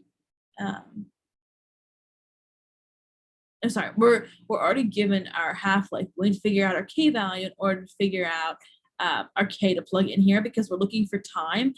And so we only want our T to be our unknown here. And so to figure out our K value, we just take natural log divided by our half-life. And so we'll get a K value of 121 point, oh sorry, 121, 100, oh my God, 1.21 times 10 to the -4 years to the -1st. So it's our K value. We're already told it's independent of initial concentration. So we already used the first order half-life equation. We can also use the first order integrated rate law too. And so we can use our first order integrated rate law and subtract. The only important thing to note here, I think we talked about this like way back when too, is that in these kinds of reactions, it's saying how long does it take for 15% of the C14 atoms in the sample to decay. So you're trying to decay 15% of them. You start with 100%, trying to decay 15 of them. But what it asks you in like the integrated rate law equation, when you have natural log of the concentration of A, that's like saying how much A remains at time T. So you can't put 15 in there because you're having 15% of them decay. You need to have 85 in there because it's how 85% is how much is remaining. And so you do natural log of 85. This comes from your K value. So that's your K value is 1.21 times 10 to the -4. And then you have natural log of A because, or sorry, natural log of 100 because your A initial is 100% exist. And so when you solve for T, you just multiply, first you can subtract natural log of 85 minus natural log of 100, and then you just divide by -1.21 times 10 to the -4, and you'll get an overall T of 1343 years. And this should hopefully make a little bit of sense to you, because you might not be able to do like a full approximation in your head, but at least it can be like, okay, this is kind of right because it's only decaying 15% of them. And so if it was decaying 50%, it would be a time of 5,730 years. If it was decaying more than 50%, it should be a time longer than 5,730. If it's decaying a time shorter or not shorter than 50%, it should be time shorter than 5,730. So this is clearly shorter than 5,730. So it should make some sense in your brain as kind of like a secondary check. So UT is 1,343 years. Any questions about how to do any of that?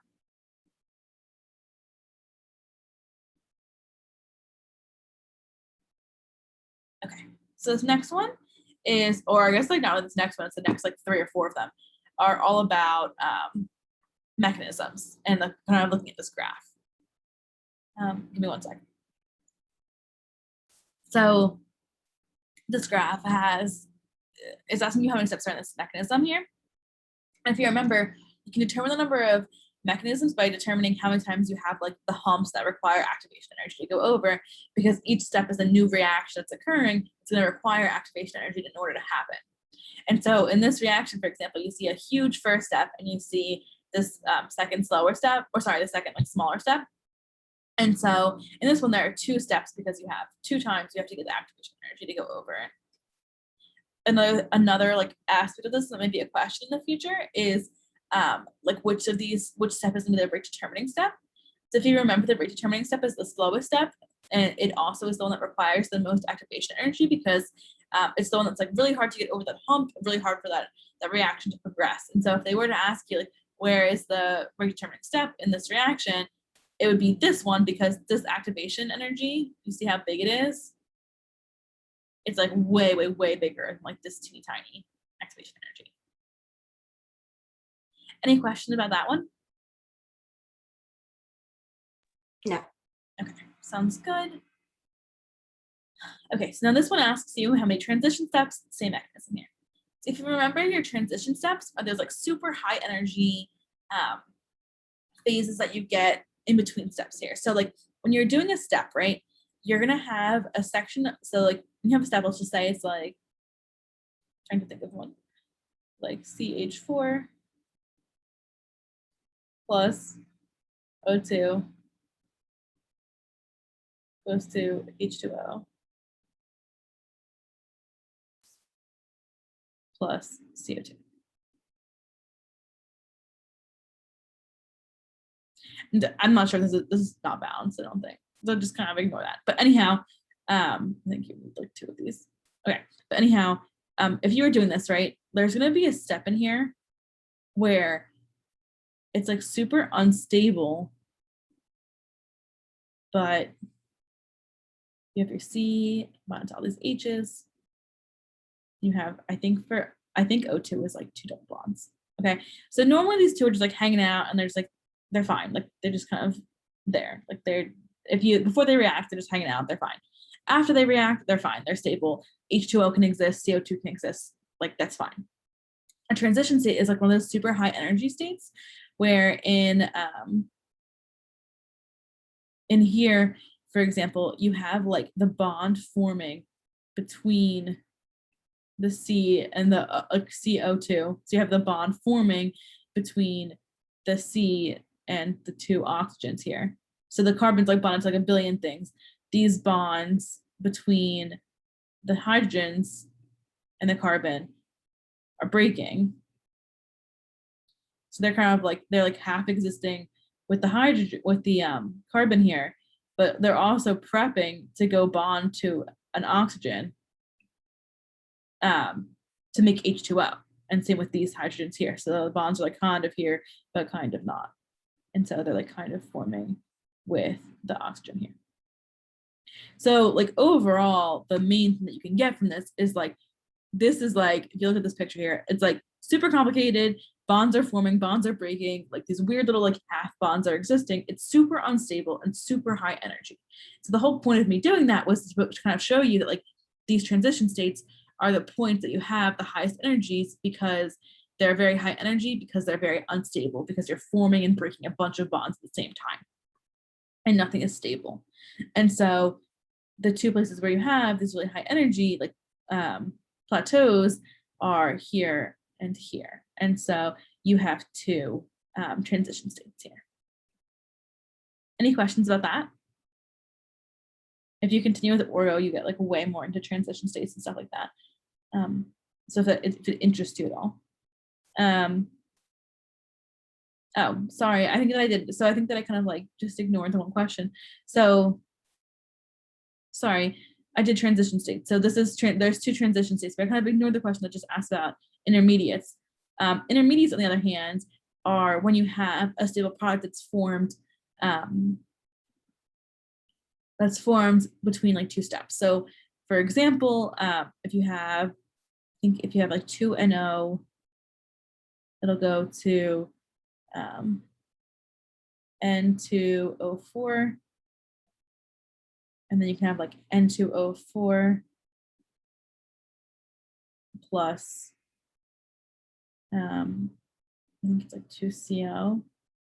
I'm kind of forgetting here, but anyhow, then it like forms another, I forget exactly what happens, but like you basically have maybe it'd be like N2O plus CO2 or something. But anyhow, if like kind of ignore this question, this might not be an exactly correct equation here. It's definitely not balanced or anything. But the general idea here is that N2O4 is an intermediate where it's being produced at the end of one reaction and then consumed in another reaction, not appearing in the end. But the important part of this is that your transition states kind of occur here. This is like when your bonds are forming, your bonds are breaking, they're really high energy. But your intermediates are like, they're pretty stable. Like they can exist, N2O4 can exist in the universe. Like it's not super unstable. It's just that like in this reaction, it keeps proceeding to have another reaction.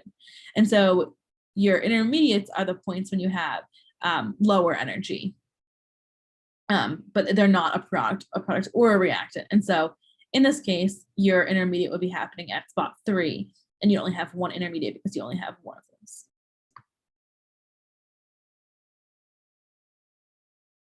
Okay. Sorry for going out of order there. Okay, so now we have, when it comes to equilibrium, will the pressures of the reactants or the products be greater? So for this one, we are like, you're given the reaction here, so, but don't let that get in the way of what you're thinking, because ultimately you're given a Kp value. And your Kp, if you remember, your K value is products over reactants.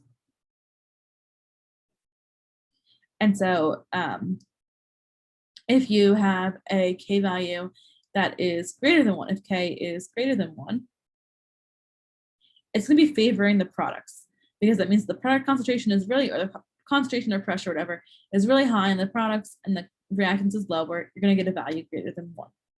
If your K value equals 1, which is like super duper rare, it means that your products equal your reactants. They're going to cancel each other out. They're equal 1. But if K is less than 1, it means that your reactants are favored, and your reactants are going to have higher concentrations in your products. In this case, you have one that's less than 1, because it's the -8. So it's like it's like 0.000000356. So it's like super small, much less than 1. And so because of that, it's going to be favoring the reactants. Any questions about that one? No, that makes sense. Okay, so now we have some more equilibrium Le Chatelier's principle type of questions here, and we're trying to figure out about like how disturbances in the reaction are going to impact which way the reaction is shifting towards.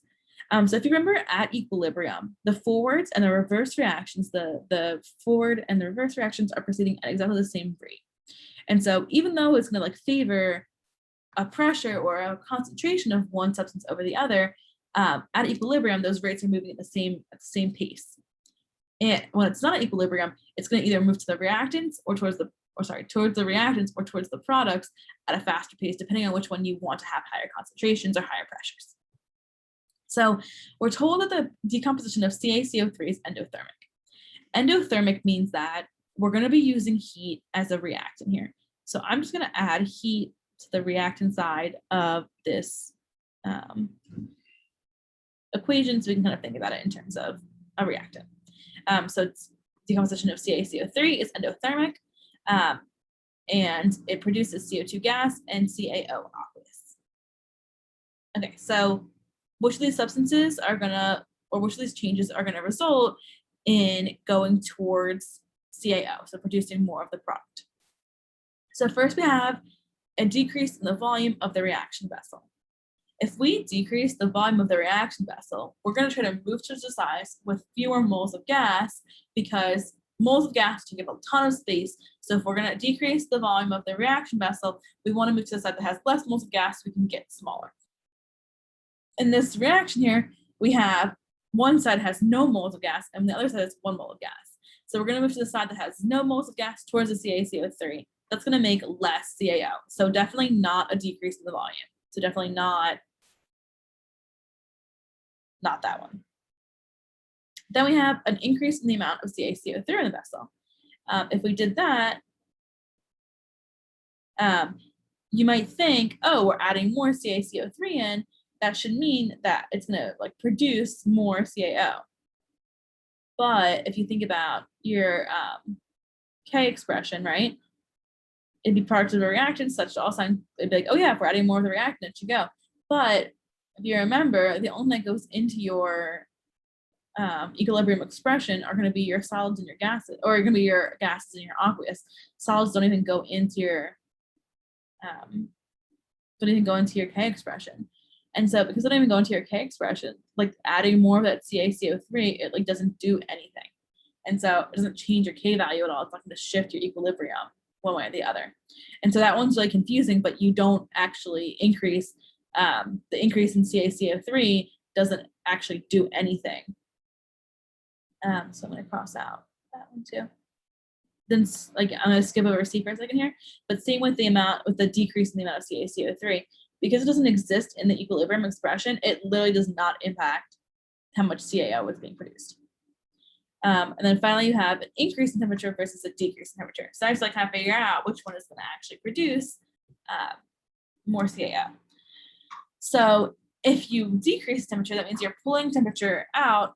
Oh, sorry, I shouldn't have erased it. If you are pulling temperature out, that means like you're almost, if you remember, if you like decrease a reactant, it's going to shift towards the reaction side. If you decrease the temperature, it's like you're taking out heat, it's going to make the reaction shift towards the reactants here. And so because of that, it's going to be an increase in temperature, because if you add more temperature here, if heat's a reactant, if you add more of the reactant, it's going to proceed towards the products. And so because of that, it'll be an increase in temperature. Any questions about that one? So it's only an increase in temperature. Any questions? No, that actually makes sense. Okay. So now you have, what is the effect of adding argon gas at constant volume to an equilibrium expression, or sorry, to an equilibrium mixture of this reaction? This one is kind of, I thought it was kind of weird, but the actual answer is that does not shift in either direction, because argon gas is a noble gas, and so it's inert. So if you add it into this reaction, it's not going to react with the CO or the Cl or the COCl2. It just like hangs out in the vessel and does nothing. And so because of that, the reaction isn't going to shift in either direction. So the answer to that one is that doesn't shift in either direction. Any questions about that? No. Okay, sounds good. Now you have to calculate the Kp for this reaction. So it gives you the Kc at 298 degrees Kelvin. This one is like literally just knowing the equation that you have to use again to convert from Kp to Kc. So to convert, and you have to multiply your Kc value by your RT. So you by your constant, which in this case, because you're not working with energy, you just want it in terms of ATM, since you're trying to get a Kp, which is the pressure. And you're trying to do it at 298 degrees Kelvin. The only other thing is that you're working with your delta moles of gas. And so your delta moles of gas, you have 1 mole of gas on this side, you have 2 moles of gas on this side, 2 minus 1 is 1. So it's only 1 mole of gas is your delta N. So your Kp will be 0.14. Any questions about that one? That just feels like one where you both know the equation to use, but it should be a pretty like straightforward calculation. No. Okay. I have a question. Yeah. So sometimes I get confused when I'm using whether it's 0.08206 or 8.314. What's the units for 8.314 again? The units for 8.314. Just find the expression that is it. So 8.314 is joules per moles Kelvin. So if you want it in joules, you need to use the 8.314. But for the 8.08261 one, it's liters times ATM. So if you're ever looking for like a pressure type of situation, you're going to use this one. You want it in ATM. Okay, that makes sense. All right, thank you. Okay, so for this one, you have a reaction occurring. You have a reaction, you're given the Kp value, and it occurs at 1,773 Kelvin. And you're given the reaction mixture, and you're trying to figure out if it's at equilibrium. So if you remember, you can just use K is just a special case of Q in which K equals Q, and it's at equilibrium. So we can calculate Q to figure out if Q equals this Kp that we're given, or if it doesn't. And so to calculate for Q, we would just do the pressure of our hydrogen squared, because the hydrogen has a coefficient of 2, times pressure of our sulfur, only has a coefficient of 1, so it doesn't get raised, only gets raised to 1. And then we have H2S, the coefficient of 2 again, so it gets squared again. And again, it's products over reactants for equilibrium. So we just plug in our pressures that were given to us already. So just do 0.346 squared times 0.094 over 0.338 squared, and you get a Q value of 0.0985. So now you have a Q value, and you have to compare it to your K value. So your K value is 2.4 times 10 to the negative fourth. So if you remember, at equilibrium, Q equals K. Clearly Q and K are not the same here. And in this case, because it's the negative fourth, and this one is only 0.098, the Q is greater than the K. So I have to figure out which way the reaction is going to shift. And so if you remember your expression here, it's products over reactants. So if Q is greater than K, it means that you need to be creating more of your reactants so that you get the products to decrease and your reactants to increase to make your overall Q smaller so that your Q equals K at equilibrium. And so because of that, it's going to shift towards the reactants to make more of the reactants and decrease the products in order to reach equilibrium. Any questions about that one?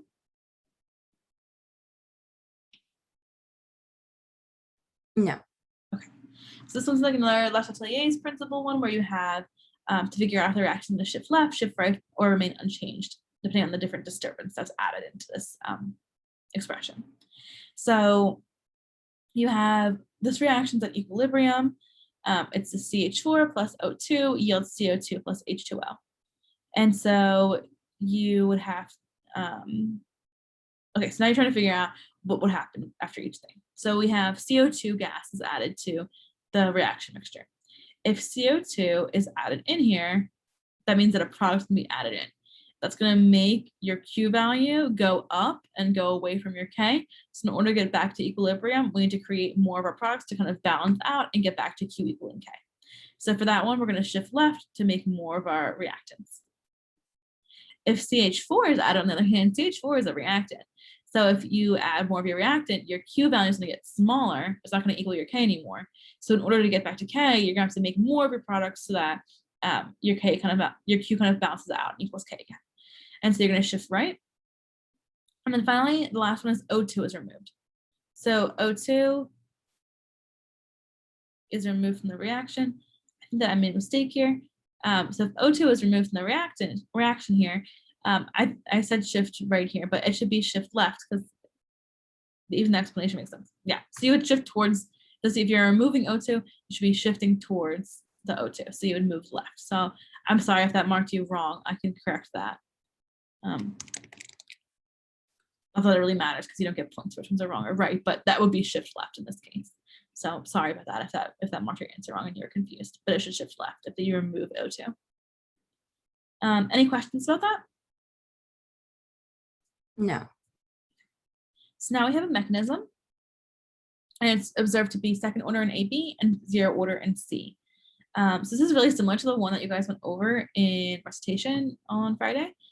To try to figure out if the mechanism is valid. So first thing you have to do when you have to figure out if the mechanism is valid is figure out if these two little steps add up to your overall reaction here.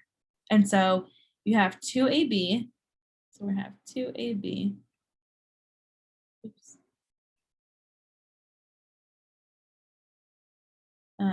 Plus, so 2AB here. Your AB2 is going to cancel out here. And then you'd say plus C yields A, AB plus BC. So now we have AB on both sides. We can cancel out an AB again. So now we have AB plus C yields A plus BC, which matches our initial thing here. So our initial equation here. So okay, so at least like the equations match up. So far the mechanism's looking okay. But now I have to figure out if it's actually if it's experimentally observed in the same way that it is actually if the mechanism matches the rate law that is experimentally observed. And so if you remember, you write the rate law based on your slow step because your rate law is like how fast the reaction can move. But your reaction can only move as fast as your slow step because that's the step that's like holding everybody else back. And so when you write your rate law, it's based off of your reactants. And so you have rate equals K, and then it's going to be, you have two A's, so, 2AB, so it would be 2AB So you have AB, and because it has 2 in front of it as coefficient, you have to square it. So now we can compare it to what we experimentally observed. So it says that experimentally was observed to be second order in AB and 0 order in C. And that does match what we saw because C is not included in this rate law that we just wrote for this first step here. It's only AB to this, and that's a second order. And so because of that, the mechanism does match. So yes. Any questions? No. Okay, so for this last one here, we have a reaction has a negative delta H value and asks us if the temperature is decreased, how is equilibrium going to shift? And so if the reaction has a negative delta H value, so if we have like A yields B, there's a negative delta H value, that means that it's exothermic, which means that heat will be a product. So now we can kind of write this reaction out. A yields B plus a heat on the side because it's a product. And so if it's going to be a product, if we take this heat and we decrease it, that means that the reaction is going to shift towards the products because it's like you just took out one of the reactants. Or sorry, it's like you just took out one of the products. So you're going to shift towards the products. And so the answer to this one is shift right.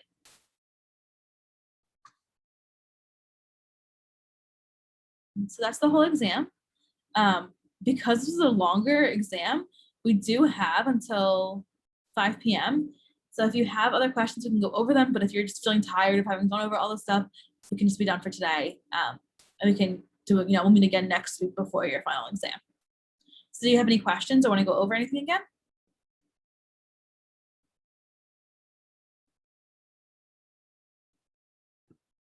Yeah, I had a question. Is it possible for us to go over number 10 again? Yeah. So number 10, this one. Okay, so this one. So for this one, if you remember Raoult's law, the law is that your pressure of your solution, equals your mole fraction of your first substance times the pressure of like the pure substance plus the mole fraction of your second substance times the pure pressure of the second substance. So in order to solve for this one,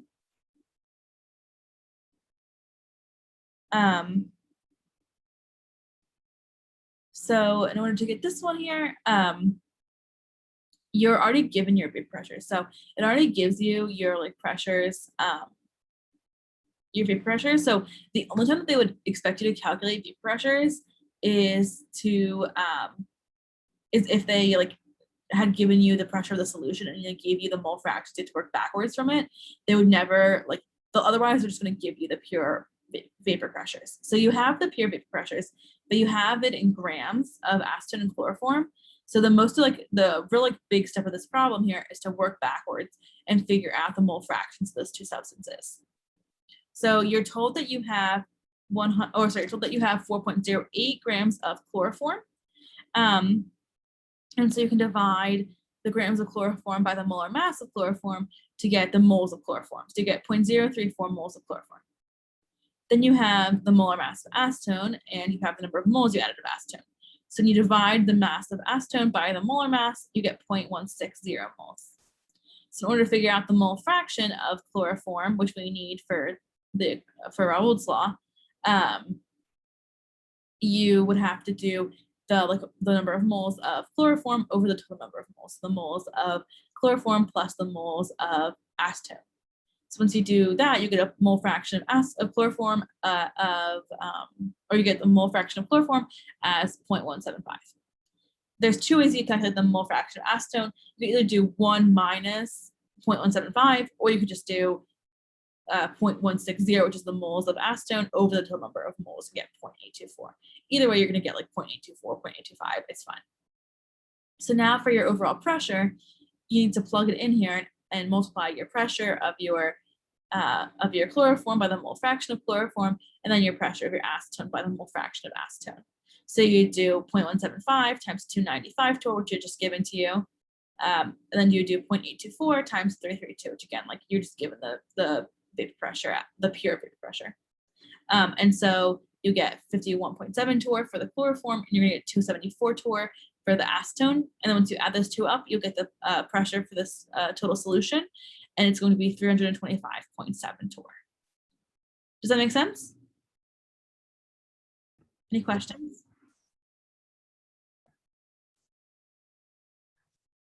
No, that makes sense. I feel like, I don't know, but I'm just trying to like go back and see what And it is. yeah, it's like so much at once to go through all these problems. So definitely a good idea, like just sit on it for a second, then go back, I think. Yeah, because I got the moles of both of them correct. Really? Did you get the mole fractions okay? I believe so, because it's looking like what you have is the same that like on my paper. The only difference is that like you rounded and I didn't round. I don't know if that's like making the difference. I don't think that should matter that much. How different an answer are you getting? Like really different, like how like for the each pressure, like I got 342 torr, and then but you have 51. So that's I'm like, okay, what did I do? Yeah, because so if you get your mole fraction of chloroform is 0.175. So if you do 0.175 times 295. So let me try that out. 0.175 times. Yeah, I got 51.7 again, maybe.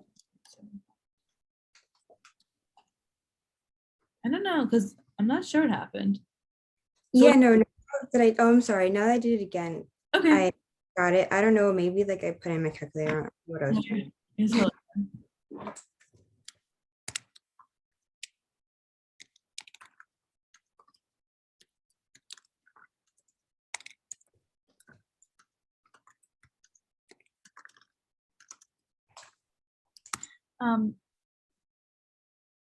If you guys have any other questions, I can definitely answer them. But if you're feeling good, you're free to go. Let me just screenshot for attendance really quick to make sure you get your points for it.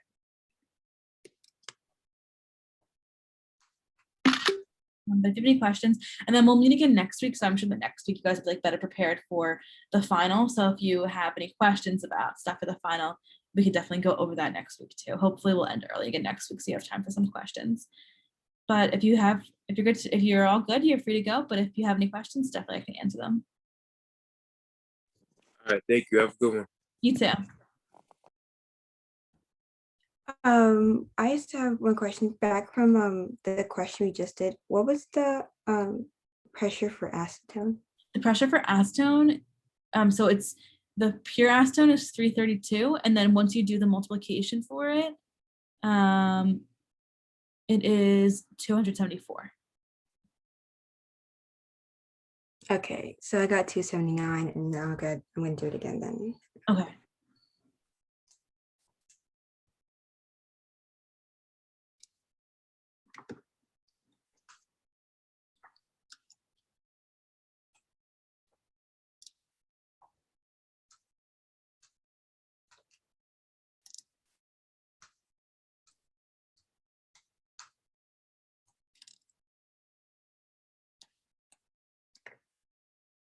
Did that work the time, Kelly?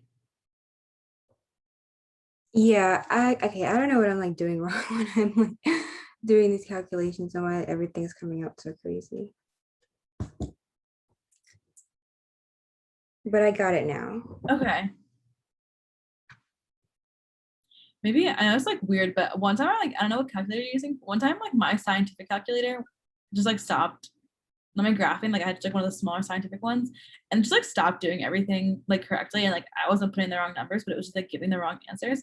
So maybe just like try it out sometimes and make sure that you're getting the right answers. So because you would hate for like that to happen on an exam where it like messed something up. Yeah, I don't know if it's like the way I'm inputting it or what is going on. Because I had like the scientific one, but then I don't know, my buttons kind of were getting annoying. Yeah. And then I switched to like the graphing one, and I was doing good. And now I don't know if it's like overworked or what's going on here. Someone else asked a question that is really similar to this question actually. So it's giving you a solution that's composed of 1.9 moles of cyclohexane. It's promised from e-learning. 1.9 moles of cyclohexane, and it gives you the partial or the pressure of the pure cyclohexane as 96.96.7 torr, and then it gives you 2.6 moles of acetone, and it gives you the pure pressure of the acetone. And so it asks you what the mole fraction of cyclohexane in the vapor is. So here's the problem.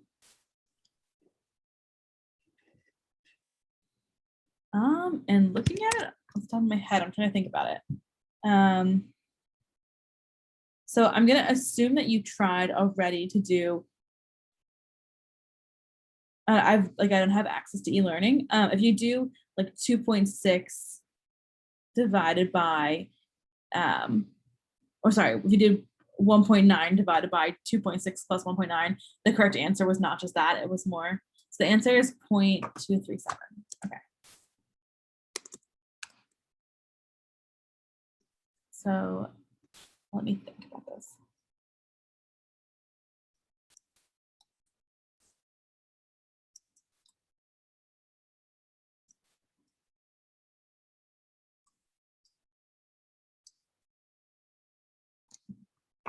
Okay, so let's go. I know there was like a weird, let's go back to this chapter.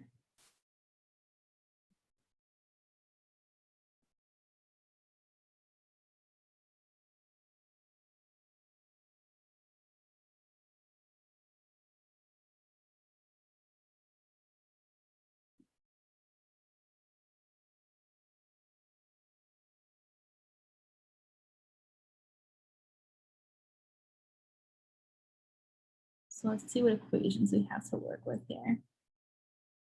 So we have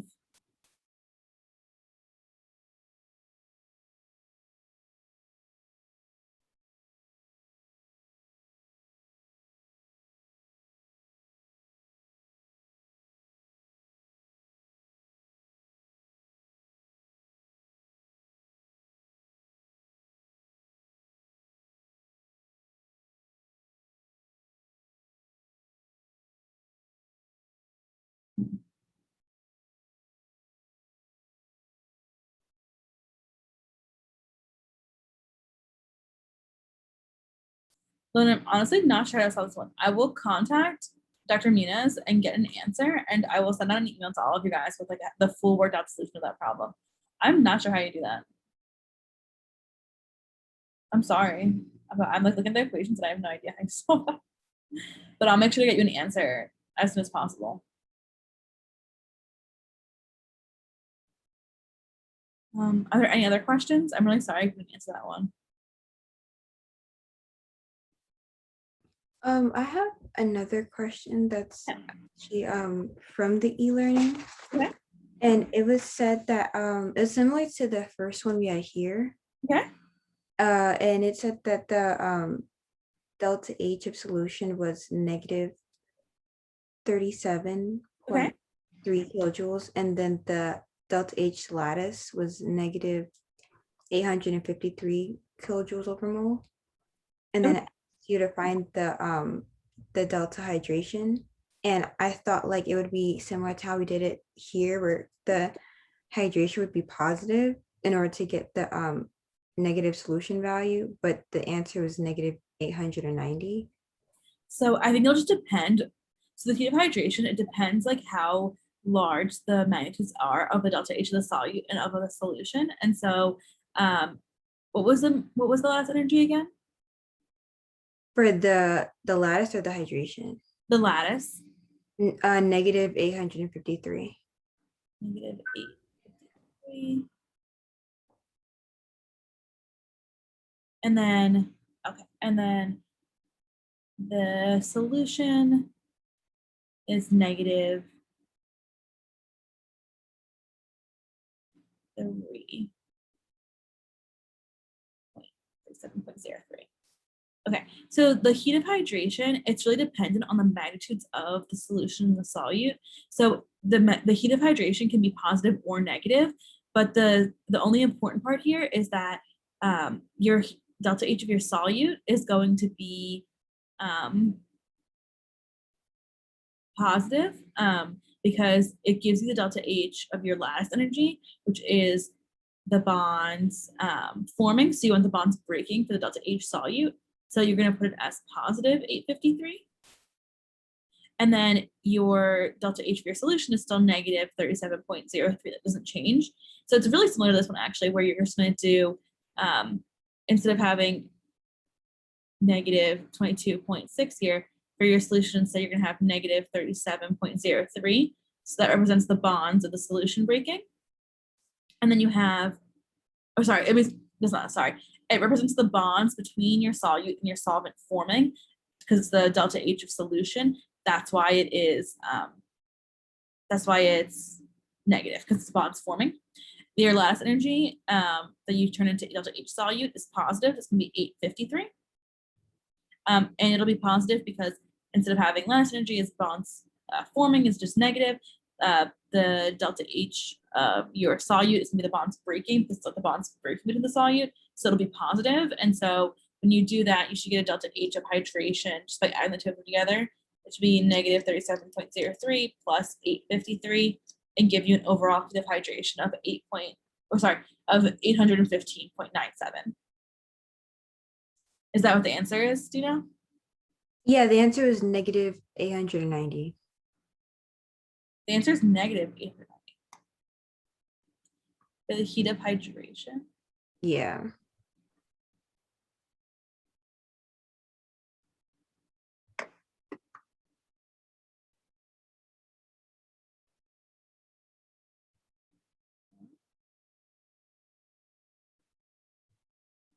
Yeah, I agree. I thought it was just the exact same thing as that problem. So let me. Yes, that's why I got confused, because I thought the same. Cause that's why 'cause I did this yesterday.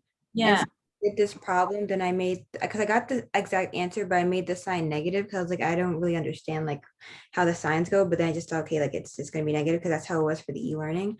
Right. And when you showed that it was like positive, that's I was like, okay, I'm not understanding how this like is supposed to work.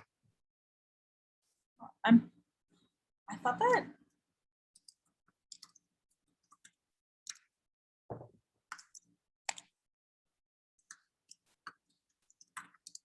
I'll make sure, but I'm pretty sure.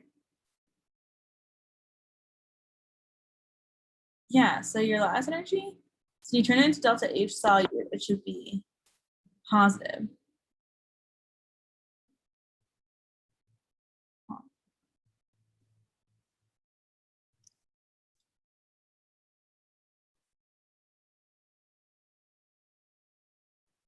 So just make sure that the equation that we used in that last one is like right. But otherwise I'll conduct determinations about that one too and be like, how is this possible? So we do delta H hydration equals delta solute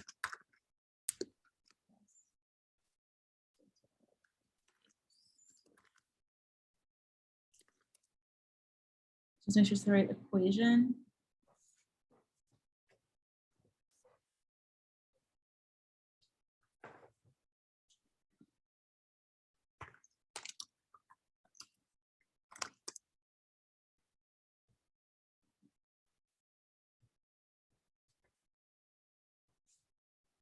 Okay, so this equation here is just like a random website that says delta H solution equals delta H lattice energy plus delta heat hydration. But then if you're gonna do, you'd end up doing minus lattice energy, which would give you a positive number. You know what I mean? If this was negative, then it would go negative, negative. Yeah.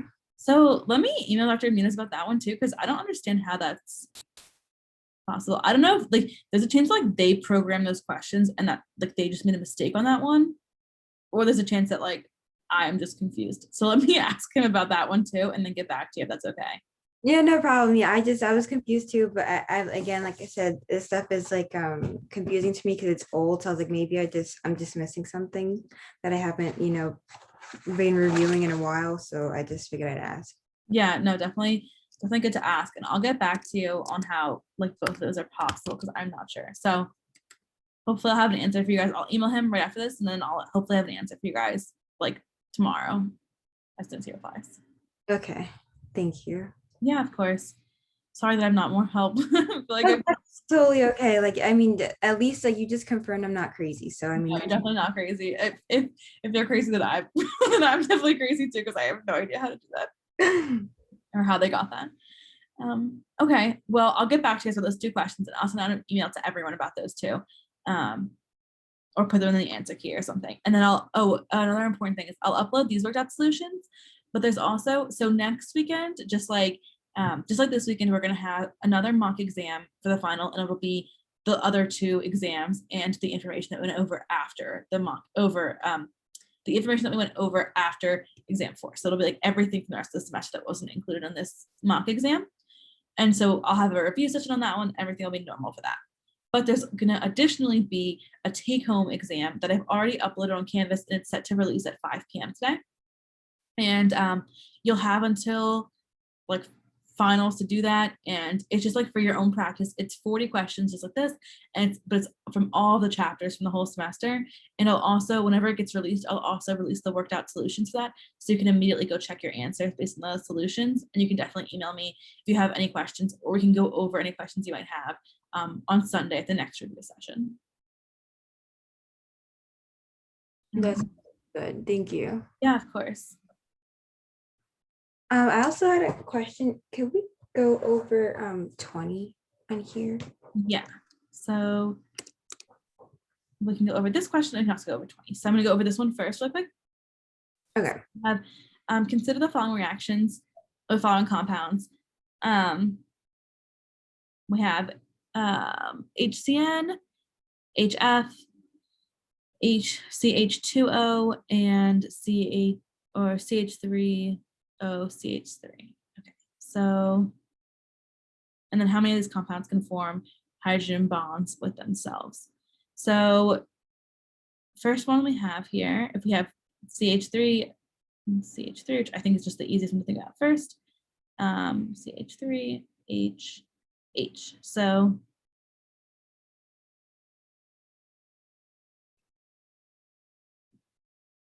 okay, so this one, I don't think that you should have any option to do. You will have dipole bonding here because you have, you're gonna have it be polarized because it still has those 2 double, or it has those like 2 lone pairs on the oxygen here, but you don't have any H's bonded to an oxygen or to a nitrogen. So this will not, so this one is not going to form hydrogen bonds. For HF, I'm pretty sure that F is one of the ones you're able to form hydrogen bonds with. And so HF will be able to form hydrogen bonds because I think it's NOF are the 3 that you can form hydrogen bonds with. And so HF should be good. This one should not be good. And we have CH2O. I'm gonna, instead of doing the whole Lewis structure for it, look at the Lewis structure. CH2O. So for CH2O, you have the carbon is bonded to 2 H's and it's double bonded to an oxygen. So again, kind of like the CH3O, CH3, even though you have like 2 lone pairs in this oxygen here, and it's gonna have like dipoles because of the 2 lone pairs in the oxygen. You don't have an oxygen bonded to any hydrogens, so it's not going to form hydrogen bonding. I don't think, at least. Let's see if I got this one. 1, 2. Yeah, I think it's just figuring out which ones have hydrogen bonds, because hydrogen bonding is like, it's not like it's an intermolecular force, so it's not like it's not within the molecule, so you can't have hydrogen bonding happening just between, like HF, for example, does not have hydrogen bonding happening just within that one molecule.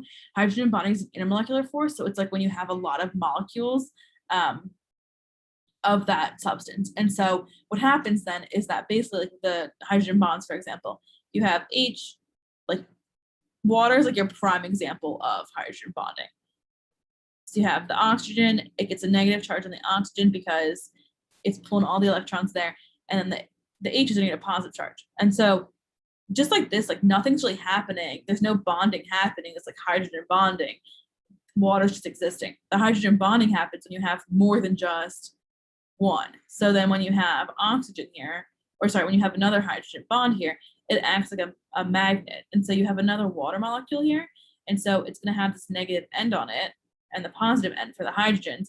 And it's going to be like connecting bar magnets here that have a positive and a negative end. You're going to like be able to connect this together. And basically it'll like form like a layer where they're all interact with each other for like hydrogen bonds. And so that's how it works out. What happens within multiple molecules, but it doesn't just like happen within one molecule. Does that make sense? Okay, and then finally you have HCN. And so HCN only has carbon bonded to an H, bonded to a nitrogen. And so the important thing here is like being able to figure out what the Lewis structures look like here. So because the nitrogen is not bonded to any hydrogens, it's not going to actually form any hydrogen bonds. So the only one that forms hydrogen bonds is going to be HF. And then we can go back to number 20 here.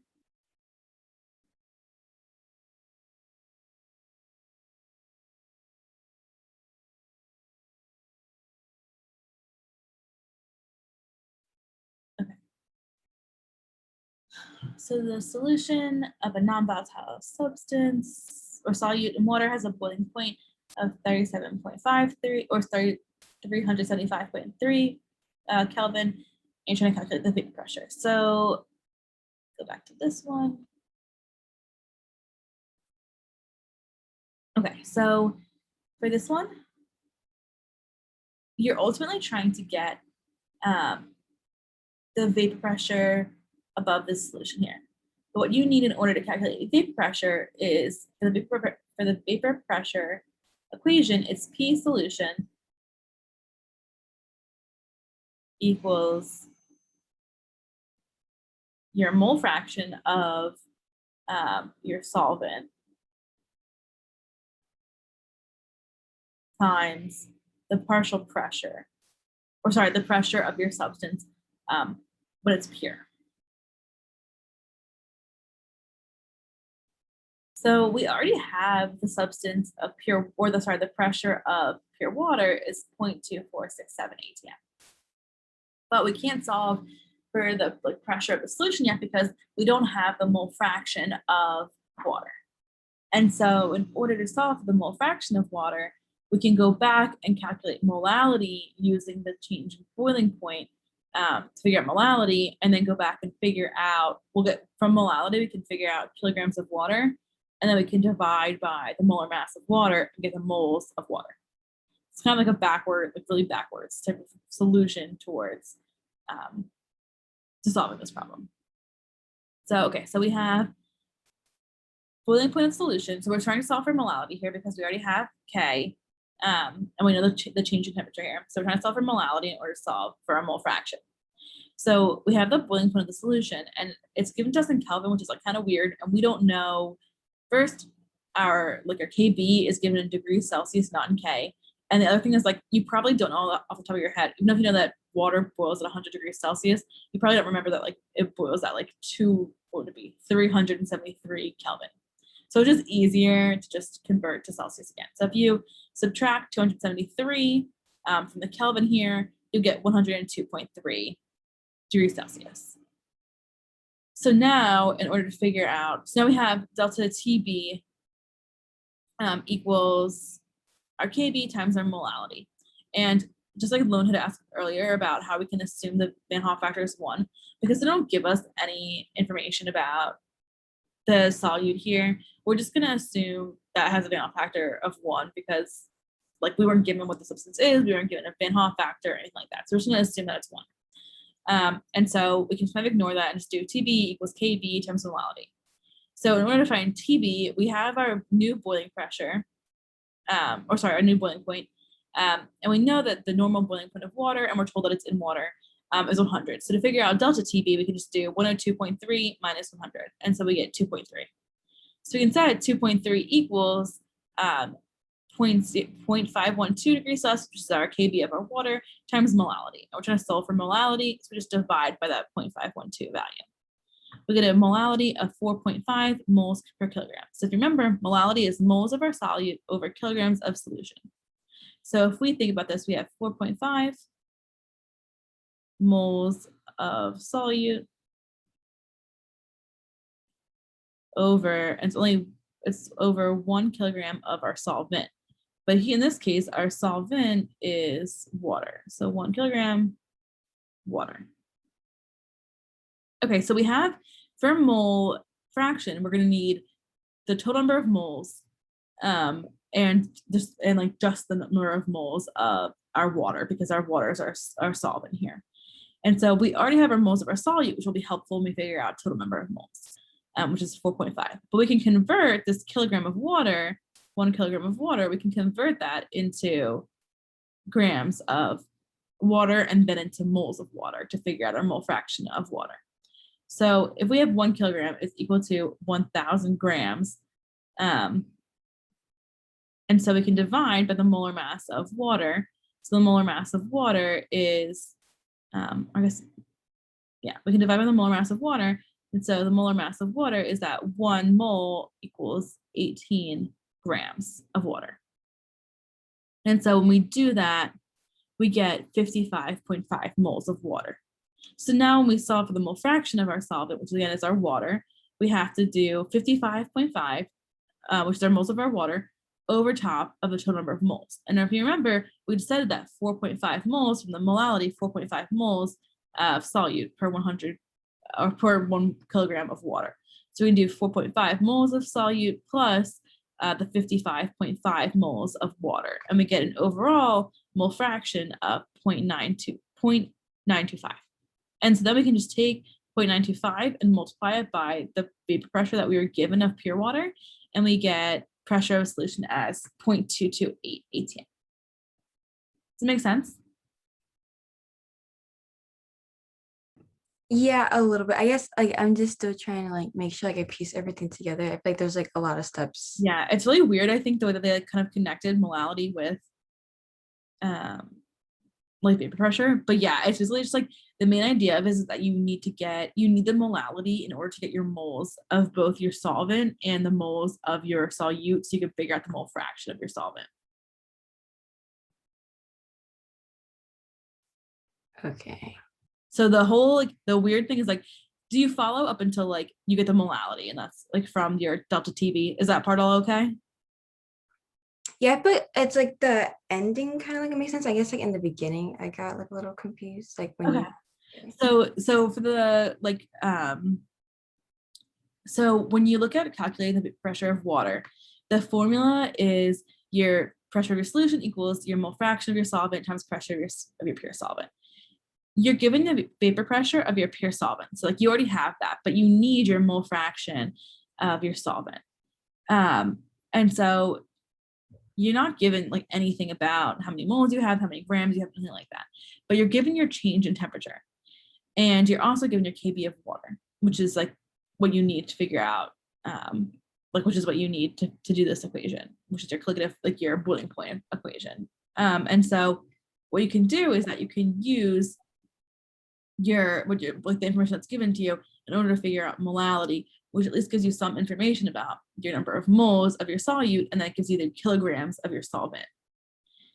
And so that's where you go back and you use that equation and you solve for your molality. And so you have to convert. Another weird thing about this problem is they give it the new boiling point to you in Kelvin, but you can easily convert from Kelvin to Celsius, so don't let that get into to confuse you.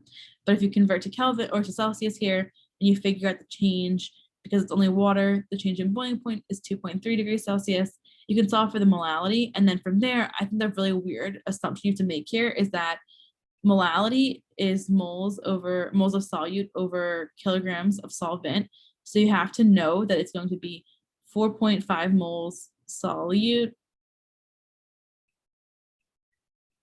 over 1,000 grams of water. And once you're able to piece that together, I think that you can be oh, now I just need to convert my grams of water into moles, but it's hard to make that jump, I think, to recognize that it's like moles of solute over 1,000 grams of water, because it's 1 kilogram of water. Does that make sense? Yeah. Okay. It is kind of a weird problem, I think. Any other questions?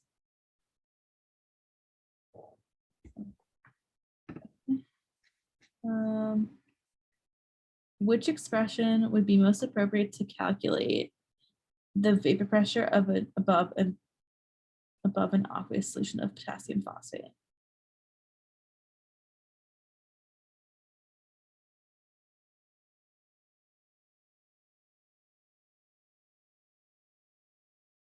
Okay, so immediately we can rule out. So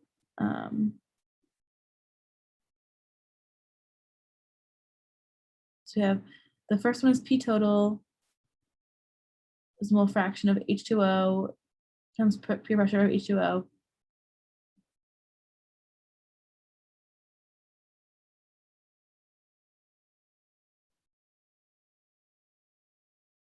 Okay, this is basically saying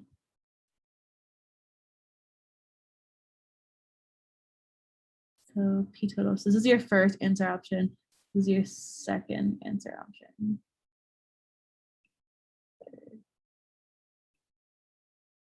Okay, so the first one here, it's basically saying your mole fraction of H2O times your pressure of H2O plus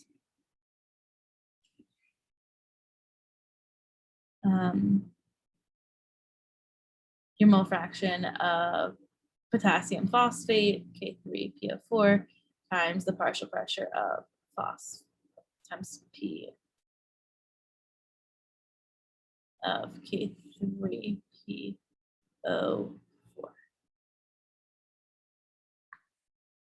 Okay, so this one just says, okay, you're not going to use your water at all. You're only going to use your mole fraction of potassium phosphate. That one's for sure not going to be correct, because you definitely need to at least have your solvent in there to have your water. This one's definitely not correct either, because you're always going to do like your mole fraction of H2O times your partial pressure of H2O, and your mole fraction of potassium phosphate times that. The only that we have to figure out here, and this is the same thing, where it's trying to get you to multiply your mole fraction of water by your partial pressure of K3PO4. So the only two that I'm really stuck between right now is whether or not we look at this one, because we have to determine whether or not K3PO4 is a volatile substance that we would want to include in this thing. But I don't think that you would include it, because if you were including like acetone to a substance, acetone is like a liquid, it would go into the gaseous phase. But K3PO4 is like, when that exists, like it's just salt. It's not going to exist as a liquid unless it's aqueous. So I don't think that K3PO4 is going to be in the atmosphere. And so I'm going to say that I think the only one that you would use would be this one, because you'd only want to consider the volatile substance. You'd only want to consider water. Is that the correct answer? Do you know? Yeah, it has to be, because I picked the first one, the one that only had the one that had all of that. Yeah. So then, yeah, it would have to be the H2O one. But like if it was like a substance of like water and chloroform, or water and acetone or something like that, you would have to do like what this one said, just with like chloroform or acetone. But if it gives you a salt, if it gives you like K3PO4, if it gives you like NaCl, NaNO3, one of those, like those just exist as like solids, like little salts, like almost like how table salt exists. So they're not gonna like go into the atmosphere and be vaporized. And so it would only be water, so it would only be this one. Okay. Any other questions or anything? I have one last question. Is it possible for us to go over number 21? Sure. Okay, so for number 21, it's another one of the, it's like almost like the one that you had me go over before, Kelly, where it's like kind of like a backwards way of solving for another another thing that you have to solve for. So you're going to use the information from one of these that we solved to solve for the freezing point. So we're told, what is the freezing point of an aqueous solution that boils at 106.5 degrees Celsius? The Kf of water equals 1.86 degrees Celsius, and the Kb equals 0.512, which is just always the same for water. And so the idea here is that your delta T, you're trying to find your TF, your delta TF, basically, because you know the freezing point of water normally, you know the boiling point of water normally. So to really solve for those, you need to figure out how it's going to change depending on the molality. But you really need to figure out like how your molality is going to be impacting it. And so because it's the same solution, it's going to have different, the molality is going to cause it to have different, like it's going to change from the molality, but because it's the same solution, you can use the molality because it should be the same in both the freezing point and the boiling point equations. And so we are given our boiling point already, so we can solve for our molality from this expression. And if you're thinking like, do we include Van Hoff factor? Well, you can almost consider when we say like M here, because Van Hoff factor is also a constant, you could almost think of it as like I times M. So even if it had a Van Hoff factor here, that's still going to be reflected in the value that we solve for from the boiling point expression. But the answer key is only written in terms of only Kb. And so, or sorry, not in terms of Kb, only in terms of molality, not considering Van Hoff factor, because nothing is given to you about Van Hoff factor. So you can use the change in temperature. So you know that the boiling point of water is normally 100 degrees Celsius. So we can figure out delta TB, the change in boiling point, by just subtracting our known pressure or our known temperature for boiling point of water from what we just got. So we can, or from like what we're given. So 106.5 degrees Celsius minus 100 degrees Celsius. The change is 6.5 degrees Celsius. So now we have the equation delta TB equals Kb times M. And so we can solve for the molality, so we can plug that molality back into the Kf expression. But we have our delta TB is 6.5 degrees Celsius, and we have our Kb is 0.512 degrees Celsius per molal. And so we can take our delta TB, or sorry, yeah, we can get delta TB, we can divide it by our Kb in order to get molality. So we do 6.5 degrees Celsius divided by 0.512, and we get that the molality is going to be 12.7 moles per kilogram for this solution. That's going to stay the same in both of these expressions. It's the same solution. And so we can just plug that right into our Kf expression here. So we do delta Tf equals Kf times M. We already have our M. And again, like if you wanted to think about this, like what about Van Hoff factor? Well, because Van Hoff factor is a constant too, it would already be the same. And so instead of just being molality, it's like molality times Van Hoff factor, basically. But you don't have to think about that way because you're given no information about Van Hoff factor, so it doesn't really matter. And so you can take your molality and plug it into the TF expression because you are given your Kf value. So you can solve for your TF and you get a delta TF when you do 1.86 times 12.7, you get a delta TF of 23.6 degrees Celsius. And then the last step is that it's asking you for the overall freezing point. So if you remember, freezing point depression means that adding a solute in is going to make the freezing point go down.